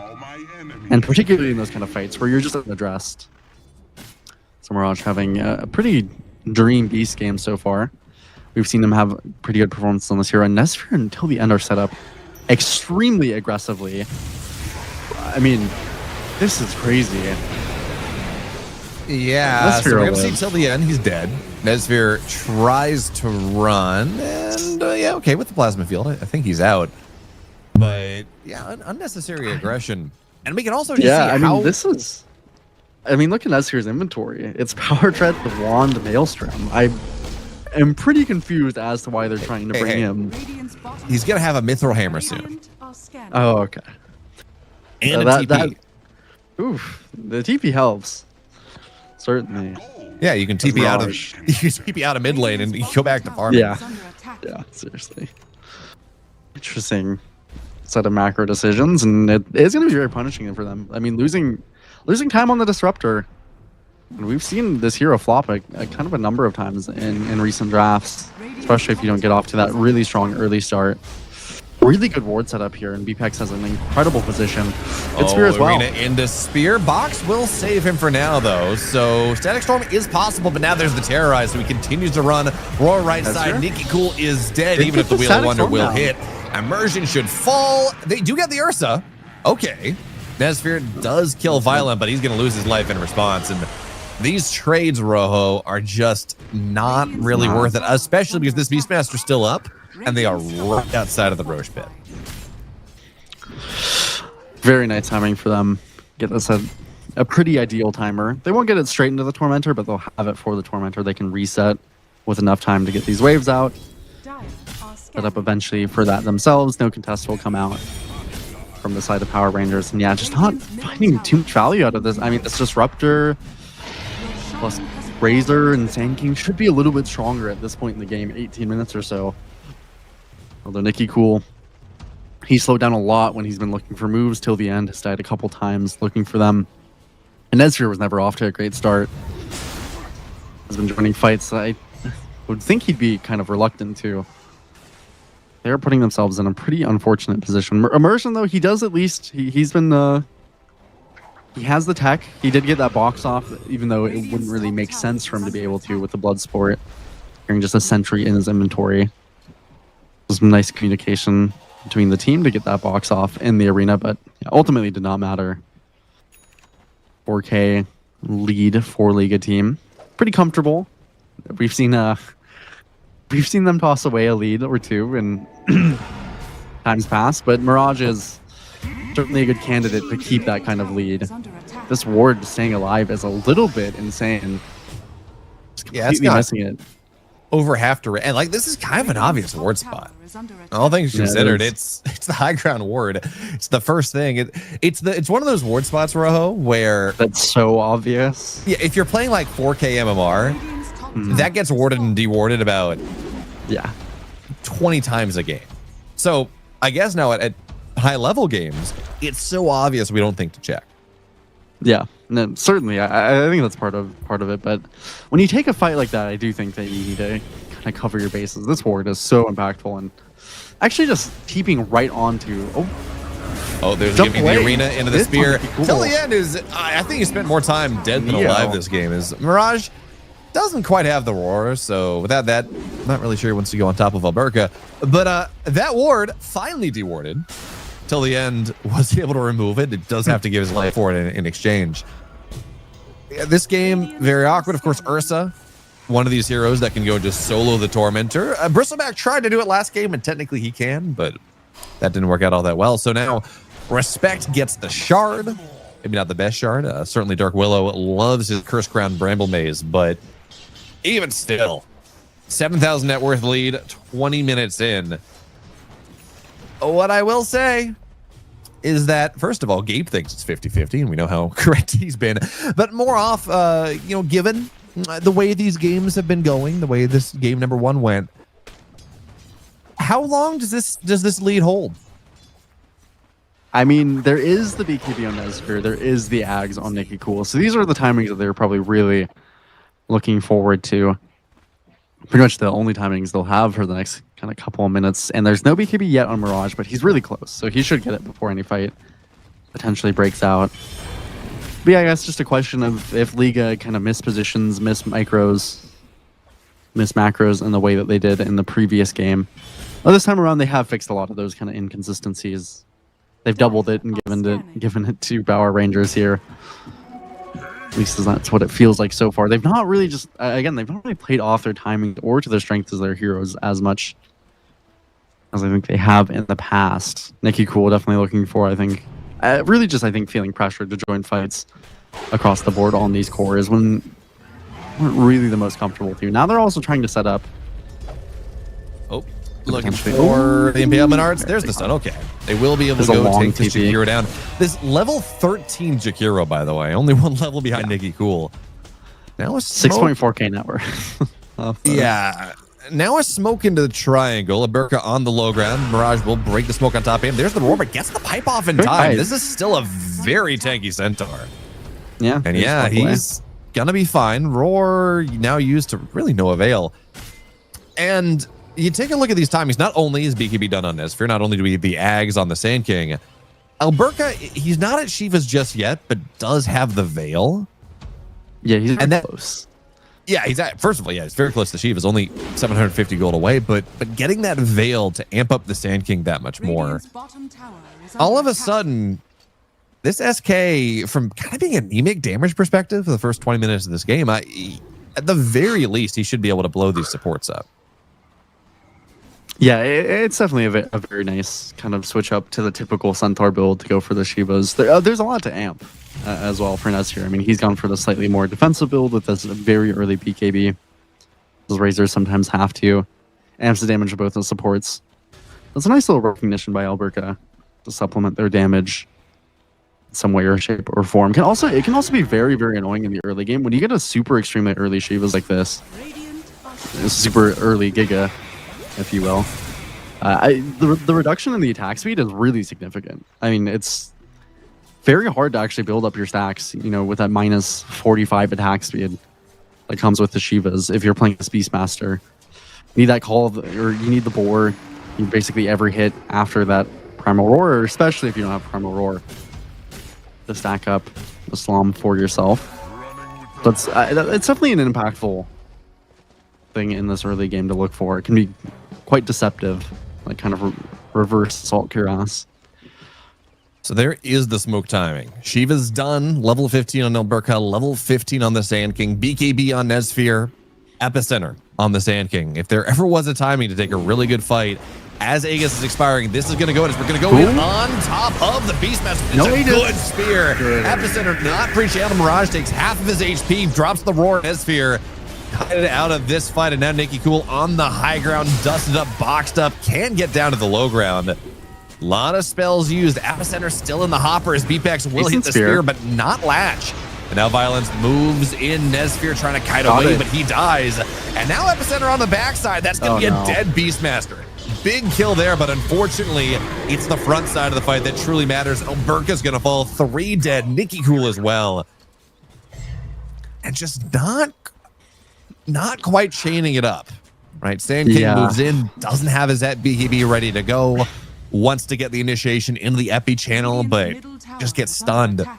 If he has Epicenter into the stun there, I think they kill half the team right off the top. Yeah, almost definitely.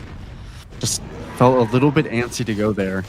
I do think they should have waited for Nikki Cool, though, to get off that Epicenter. So important to have it on the initiation. Eventually did get Mirage off the kind of back end there, but too little too late.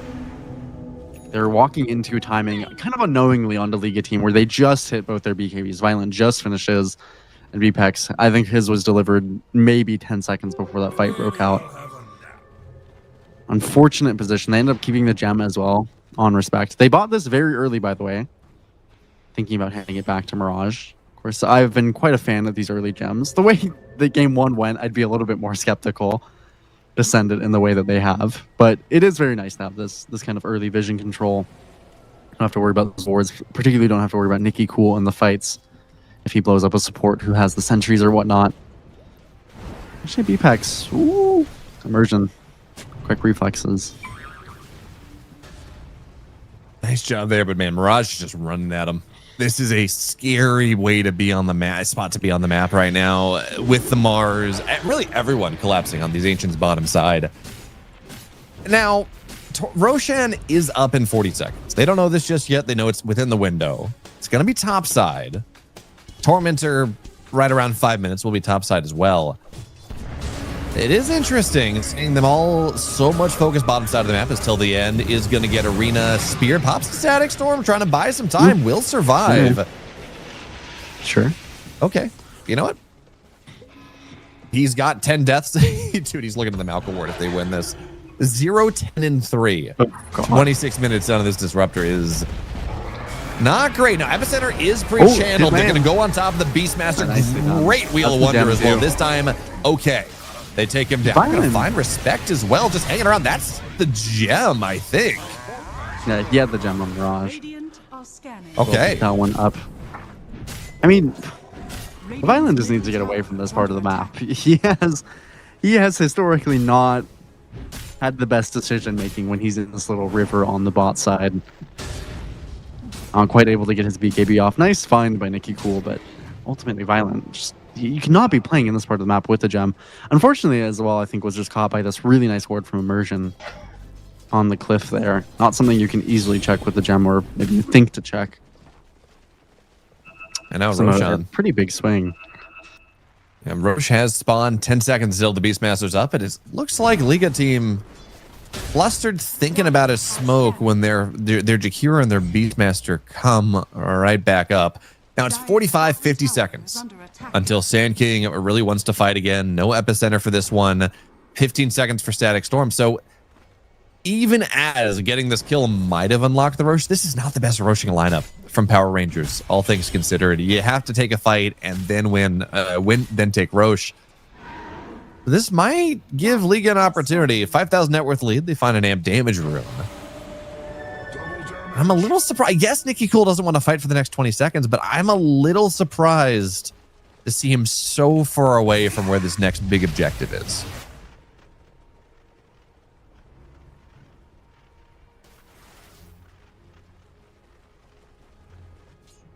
But he will be able to join the team soon. Went back to base, got himself full on manas. Now there's going to be the smoke. Violent leading the charge. Alberca frontline as well as it's 5-on-5 smoke. Alberca, his smoke breaks. He knows there are a couple heroes here. No one else just yet. They just blow up this Willow. That's going to be the first death. How much more can they find? Roar not going to land. Mirage Blinks Forward now has to run into the Burrow Strike, glimpsing him out of the fight, out of the Wheel of Wonder. That was massive miscommunication. Alberca looks to move in, find himself a Swift Stomp, but that will force the BKB out of Mirage. That's a big one. Now moving in once again into the arena. What the world was Till the End doing there? He's going to get taken down. Does drop the Static Storm. That might give them a Mars kill, but he's got a BKB. So Till the End falls. That's the Static Storm down. Epicenter is available.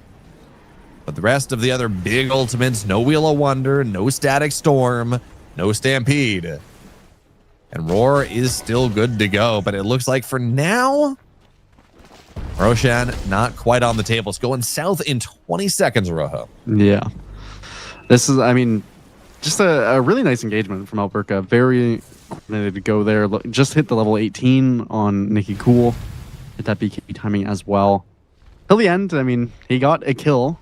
So I'm sure he's happy to add that to his scoreboard. Did maybe overcommit slightly. Trying to search for that glimpse. But it's not shaping up too nicely for Liga team. Ultimately, even though it was a bit of an overcommitment from Till the End, VFX did have to commit the BKB, the arena, missed the spear even on that go. So not all things considered too poorly, and maybe, I mean, maybe Gaben was really onto something with that 50-50. This game feels completely that way. Ursa, unfortunately, nowadays, well, probably fortunately for most players who are not the Ursa players, does not have that extra enrage either coming out from the shard. So you have to be very proactive on this modern Ursa. Make sure that you're always hitting your enrage. You have to use BKB a little earlier than you expected. The kiting potential is really good as well from Power Rangers. Lots of movement speed, of course, the glimpse. Usually back into the fight, sometimes out of the fight, but usually back into the fight. A lot of annoying things for Violent to have to look out for. So even though it's a 5k lead for Liga team, it's 31 minutes as we talked about in the last game. Net worth lead is certainly not everything, not if you're going to give away any unnecessary kills. They have given away a few more than they certainly would have liked to. Now, we should point out that this, as much as he is 111-3, until the end has just been the primary victim and really not having the greatest game, he does have a greedy psychic headband. Yeah, he does. He does have a point booster ready to go. He's about 2,000 gold, 2,200 from the Ags. And, Ags this game, there are a lot of BKBs. There are a lot of things that you got to get off for this fight to work well for Liga team. And if he can get there, and especially if he can get to the blink past the BKB, these initiations are not the easiest thing for Liga to deal with. Certainly not. There's just so much on the ground, and Alberca, he's been doing a really good job kind of utilizing this early gold that he's built up for himself. About similar where Nicky Cool is. Kind of go in and out. Doing a very good job of weaving these in. Interestingly, BPEX, he has decided this game to go for a nullifier. Primarily to deal with immersion. Of course, it feels a little bit awkward to have to go Bloodsport, and then on top of that, finish off a nullifier. Just for the potential of the box. Guess he's saving an item slot from Violent, but it doesn't feel great. Build that on the Mars, I will say. Especially because the change they made to 7.4, you can't nullifier off the box. You got to nullifier whoever you're going on and hope they're not going to try to box later. Like, if the box is off, it's ground targeted. You can't actually click the hero and remove it. So it's not even as valuable of an item as it used to be. As some interesting smokes. Certainly Violent was revealed. Kills a Sentry Ward, which is not even sure that's necessarily worth it to break your smoke there. And now we got a full wraparound. Nesfear breaks his arena into Spear, doesn't land, pops the BKB. They're on top of the Ursa. He will pop the Enrage. And he's going to turn straight on top of Nicky Cool. With the high ground as well, but he's dead at the end of the day. Now Nicky Cool boxed up, playing around in the Static Storm, still alive. Burrow strikes on out of here. And this is just turning on a dime. Nesfear's still alive. Will die at the end, but already two massive kills for the side of Power Rangers. They still have Epicenter if they want to spend it. As I say that, wait a minute here. Mars goes back in, gets another kill. Right back on Violent? I don't hate it. Alberca's very low. Nicky Cool is as well. Violent's not going to get him. But the Centaur, he will die. So Violent buys back, will secure the Roche, but a very scrappy fight from both sides. Extremely scrappy. But, I mean, how after all of that does Nicky Cool still have his Epicenter is what I'm asking myself. Well, he's holding it for so this fight. He's smoked up, man. I mean, would have really liked the solo play, maybe in olden times when the roar was a little bit lower cooldown. Can we talk about Nicky Cool having a Veil going Shivas when his Centaur already has a Shivas? Yeah, I'm not too fond of that. I honestly don't know if just the Veil stacks with the Shivas. I'd assume it does, but I think you should definitely abandon the full Shivas. Yeah, you can go. It's such a good Yule's game. Right, with the Ursa, you can go kind of Wind Waker, feels pretty good. You can go Basher and play around with your Ags, which is not a meme, by the way. It does work. It's pretty good. You can go more damage. Like, there are so many good options. You can go Octarine Core and just get more Burrow Strikes. I get that you feel that you need armor. Yeah, Daedalus is great. Going, what's it called? Magic Crit. Revenant Scrooge. Revenants is really good. I mean, God, even at this point in the game, I wouldn't care if you bought a Crimson, to be honest. I mean, Crimson would be great. yeah, it's definitely anything I think would probably be better than the Shivas. Even a Lincoln's, which is what Nezsphere opted for, certainly not unreasonable. But yeah, the Lotus as well would be very nice into this Mirage Beastmaster. He was definitely not the most optimal, so a little bit unfortunate if he does full commit that direction with the Veil he's already bought. Very scrappy fight. No ulti came out from Nikki Cool, and they barely end up losing the fight. Does mean that Violent has to buy back, but does get the Aegis. Another 3 minutes on it. Pretty good game so far for the Ursa. But neck and neck with the net worth of Nezsphere. After that buyback. Important thing to look towards, most important thing by far in the game. It's about 1,000 gold for this Ags until the end. 12 deaths and a dream. As you mentioned, that greedy enchantment is doing a lot of load bearing for his net worth. By no means should be this close to an Aghanim's. Just a little bit of a fortunate enchantment. This is one of those games where, you know, till the end, he keeps, and in fairness, he's been soaking up a lot of deaths for his core. So it's not just, he's not just feeding. But this is one of those games where every time you die, you just ping your neutral item. It's like, don't worry, guys. I got 100 GPM. It's actually good when I'm dead. I'm gaining more money than if other people were dead. Value. Certainly value. Till the end. I mean, he's also just taking some time to hit up some camps here. Smoke out from Liga. I mean, it could technically hit. Nikki Cool's in the area. Nezsphere is going to show in this mid lane. Beepex, he's got to be really quick on these arena spears. He's missed a couple of them. I think he's going to try. Into the arena, into the spear. This one will land. There's a roar. There's an ice path. They have a lot of hate for this Razor. And honestly, for good reason. Yeah. And they will be able to take him down. No buyback, by the way. 80 seconds. Honestly, I'm pretty impressed with Beepex's net worth, I will say. I mean, he's 6-1 and 15, so he's had a really good game despite maybe a couple of misses. Overall, has been doing very well. He's close to the Sheepstick on top of the Scythe, or on top of the Nullifier. Until the end, showing that ward. There's a very nice dire ward bottom side is till the end. He's 200 gold away from this Ags. Oh, and okay, he's TPing back home. Mirage not going to find him. Okay, we're good. He has it. Does have it. Hold his dust, so he'll have 1 sentry to work with. Should be enough. That's set immersion. Not really any invis to speak of anyway. A full abyssal finish for Violent. They now have a 10k lead. That's more significant than the previous game. I think their odds are a little bit more favorable. A few less stats that they've given away. Mirage is close to that kind of sacred refresher Shiva's timing that he'll be very happy with. Sick finish as well. That does mean Beepex did buy out. This is certainly a game where you can get instantly bursted. I mean, it's quite scary to buy out for an item on Beepex. It's not a refresher or anything either to have an extra BKB. So really have to watch till the end. He is the very key X factor here. The boxes, the epicenters, all these can be very important. Even, okay, did finish a BKB on Alberca, so no Ags to watch for. But certainly till the end. He's the VIP. Gotta escort him everywhere. Bodyguard him. Try to get him in a good position just to get off even one singular kill onto here without buyback. Could be game changing. And that is the Aegis expired. So 9,000 net worth lead. You have this Ags on the Disruptor. So everyone is very clustered. Wait, top side of the map. There's no objective here, by the way. Tormentor's not up for another 5 minutes.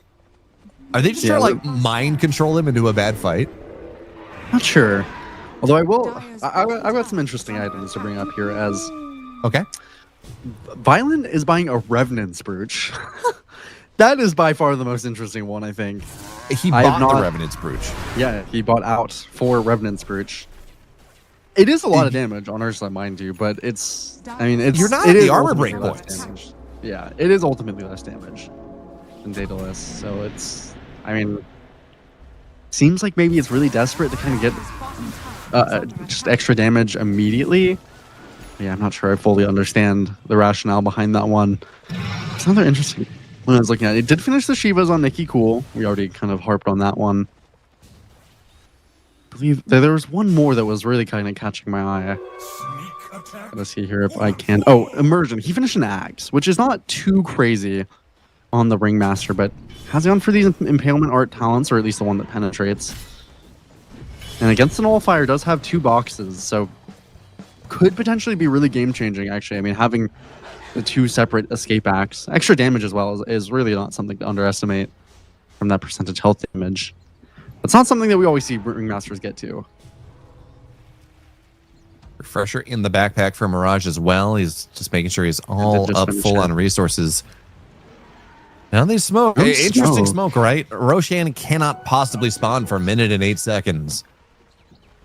Maybe we can find something before that timing. Again, offlane tier 1 somehow still not down. 41 minutes into this game. It still has 450 HP. Smoke's kind of interesting. They're very split. Alberca leads the charge. His team not quite behind him until the end. And no blink just yet. So making sure this arena. But if they find BPEX into the stun, there's the static storm. Nothing this Mars can do. There's going to be Roar Refresher. Second Roar looking to try to go take Netsphere down, but he's boxed up. He is fine. That's the Nullifier not able to be used because BPEX died. Now Violet's going to fall down. This Epicenter is killing everyone. And the BKB TP just not quite fast enough. That is a 5-hero wipe. Runa team, yeah, till the end died once again for his 13th death, but you are fine with that one. What a catch. Yeah, immediate go onto this Disruptor. Did end up getting the kill, but really, till the end, again, he does not care if he is that initial target, and you do get that link, almost a full duration link, off onto the Ursa, who did go for the Revenant's Brooch. Just a really nicely kited out fight, not getting off any of the spells they wanted to in any of the orders they wanted to. Again, Ursa feeling so pressured to BKB early. He's himself so vulnerable. Alberca untouchable with that, with all the items he's built up. Now finishing Hags for himself as well. So Gabe said it was 50-50 on the back of the smoke. Power Rangers are able to very quickly even that one out, put it in their favor. And yeah, I was a little, the smoke timing was a little interesting from them in terms of that it didn't really line up with anything, but it was a very scary part of the game. Absolutely, there was not very much vision down on the spot side for either team. So to see Liga team just kind of hovering like that, no saves really available. A little bit interesting. It's a near instant roach spawn as well, so they're going to be able to go get mid lane. Not quite get the tier 3 bottom, but they can just go straight back into this Roche pit. And it's still 25 seconds for Violent to come up. Because remember, for the last Roche, he bought back in that. So he's got the dieback timer because he just hasn't died since he got the last Aegis. So I guess the one upside, I don't think they're going to try to contest this when Ursa comes back. This is not a lineup that takes Roche all that quickly. I mean, it's a Centaur, it's a Razor that doesn't necessarily want to pop Eye of the Storm at this point, and it's a Sand King. You know, it's just not. Eye of the Storm doesn't hit Roche anyway. Oh, does it not? Yeah, okay. I think Razor probably way too good doing Roche if it did. But either way, they have enough time as the team is going to smoke up interestingly as well. No buyback, by the way, still to speak of on BPEX. He needs to get a full kill before he does. No buyback on Violent. These teams just play with no buyback. Liga team especially has been so prone to it. But across the board, there's very few buybacks, only onto the supports. Amplify damage could certainly be a game changer.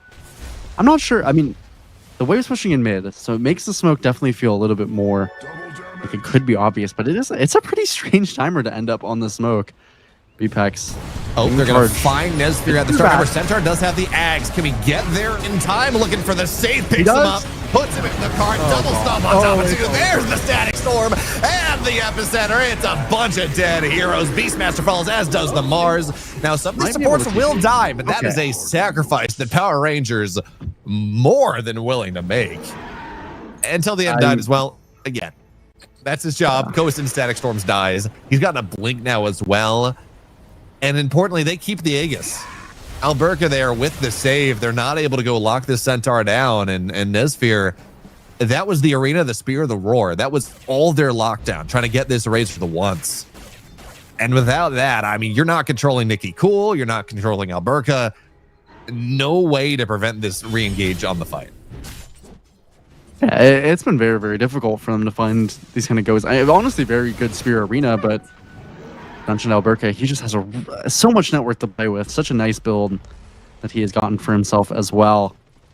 Who gets that save onto also Nesfir, who's 4.2k HP. When he has those tread switch, the Satanic, everything in tow for him makes him so hard to kill. Especially if, I mean, Violent didn't jump on that initial go either. Maybe just not believing or trying to find that extra kill afterwards. Did not pay off in that sense. Also, the Nullifier has been frequently used by this Mars to actually using it to break the Lincolns more frequently than not onto Nevsphere, as they don't have very many good ways to do so. So this Lincoln is getting a ton of value, and if you aren't getting off a Nullifier initially, the boxes can come out. Of course, now Alberca, he doesn't really care about the Nullifier either way. Nevsphere is just going to hit away at your racks. Right, TP in from the Mars. Looking for a spear back no play. Buyback He's still. going to find it on top of this Razor. Looking to make sure the first death goes down, but again, oh, not quite. Barely. Not going to be able to save his first life, but even still, Mars dies in response. Now Violent very heavily kited here. Nesfir moving so fast, just forcing Cat back to base. And has this buyback. is a problem. 98 seconds does have buyback. Buyback from Immersion as well. Now Nesfir, he can just run back. This is two big buybacks. He's actually going to go back for the second set of racks to fully complete it. I don't blame him. I mean, he's got Satanic in 25 seconds. He's got Alberca behind him. And without this Mars, without this arena, they just... I'm not sure they can take a fight.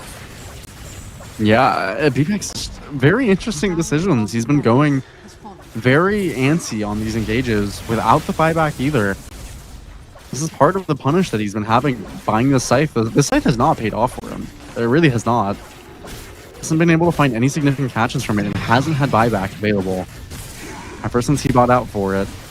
And back in these fights, didn't even use Arena in that previous fight. Hit by that early Static Storm. Till the end, he's fishing. From till the end, gets the glimpse into the Static Storm. This is a Beastmaster that's in a lot of trouble, especially with the Wheel of Wonder. He's just dead. 95 seconds.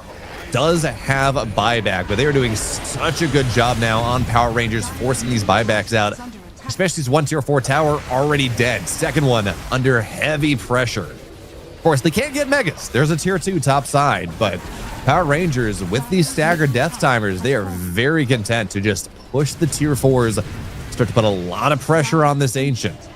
And there's no fortification. They got to do something right now. Blink in on top of this Will. He evaporates here. Okay, there's going to be the arena into the spear, trying to go blow up this Razor, but the saves are there. Can't take him down just in time. They get a little bit more. Nikki Cool will fall, but Nesfir is going to be able to pop this Satanic. He's stealing so much damage. Ursa falls. He's the raid boss. He's killing them all. And there is nothing to do. Once again, Power Rangers make a pretty decent comeback in a very chaotic game. And they're going to take the 2-0 here in this upper bracket finals. I think at one point it was 8,000 net worth lead, just really falling apart, but they're able to make one or two really good fights around the Roche pit.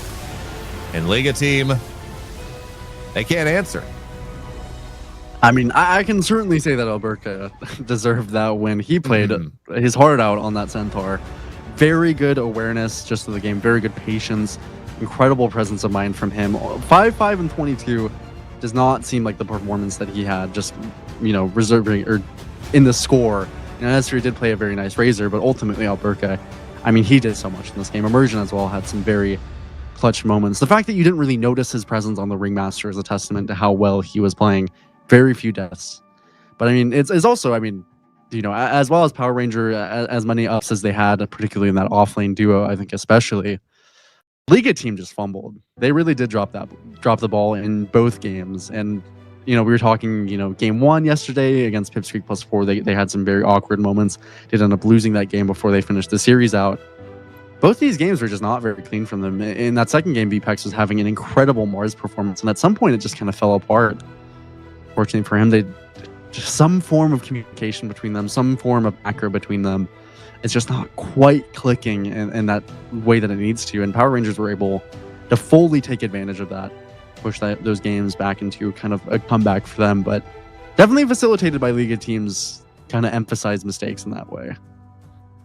Yeah, you know, sometimes it is more than just the draft. It is more than building an early game lead.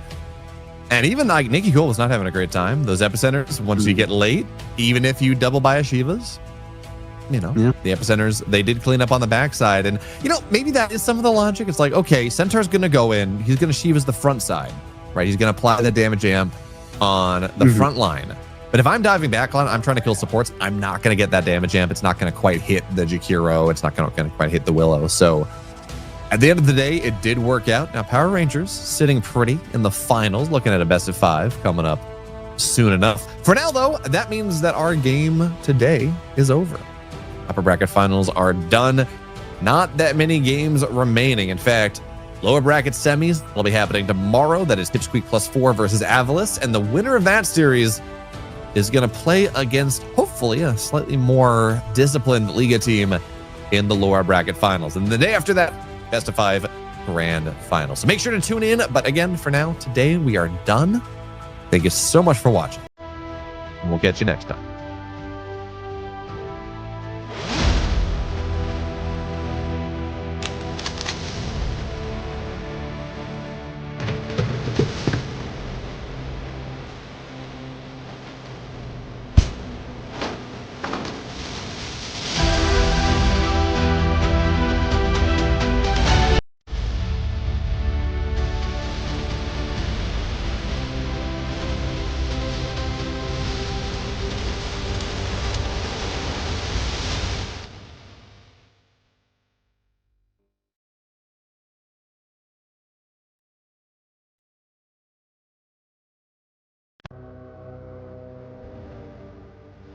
The battle begins.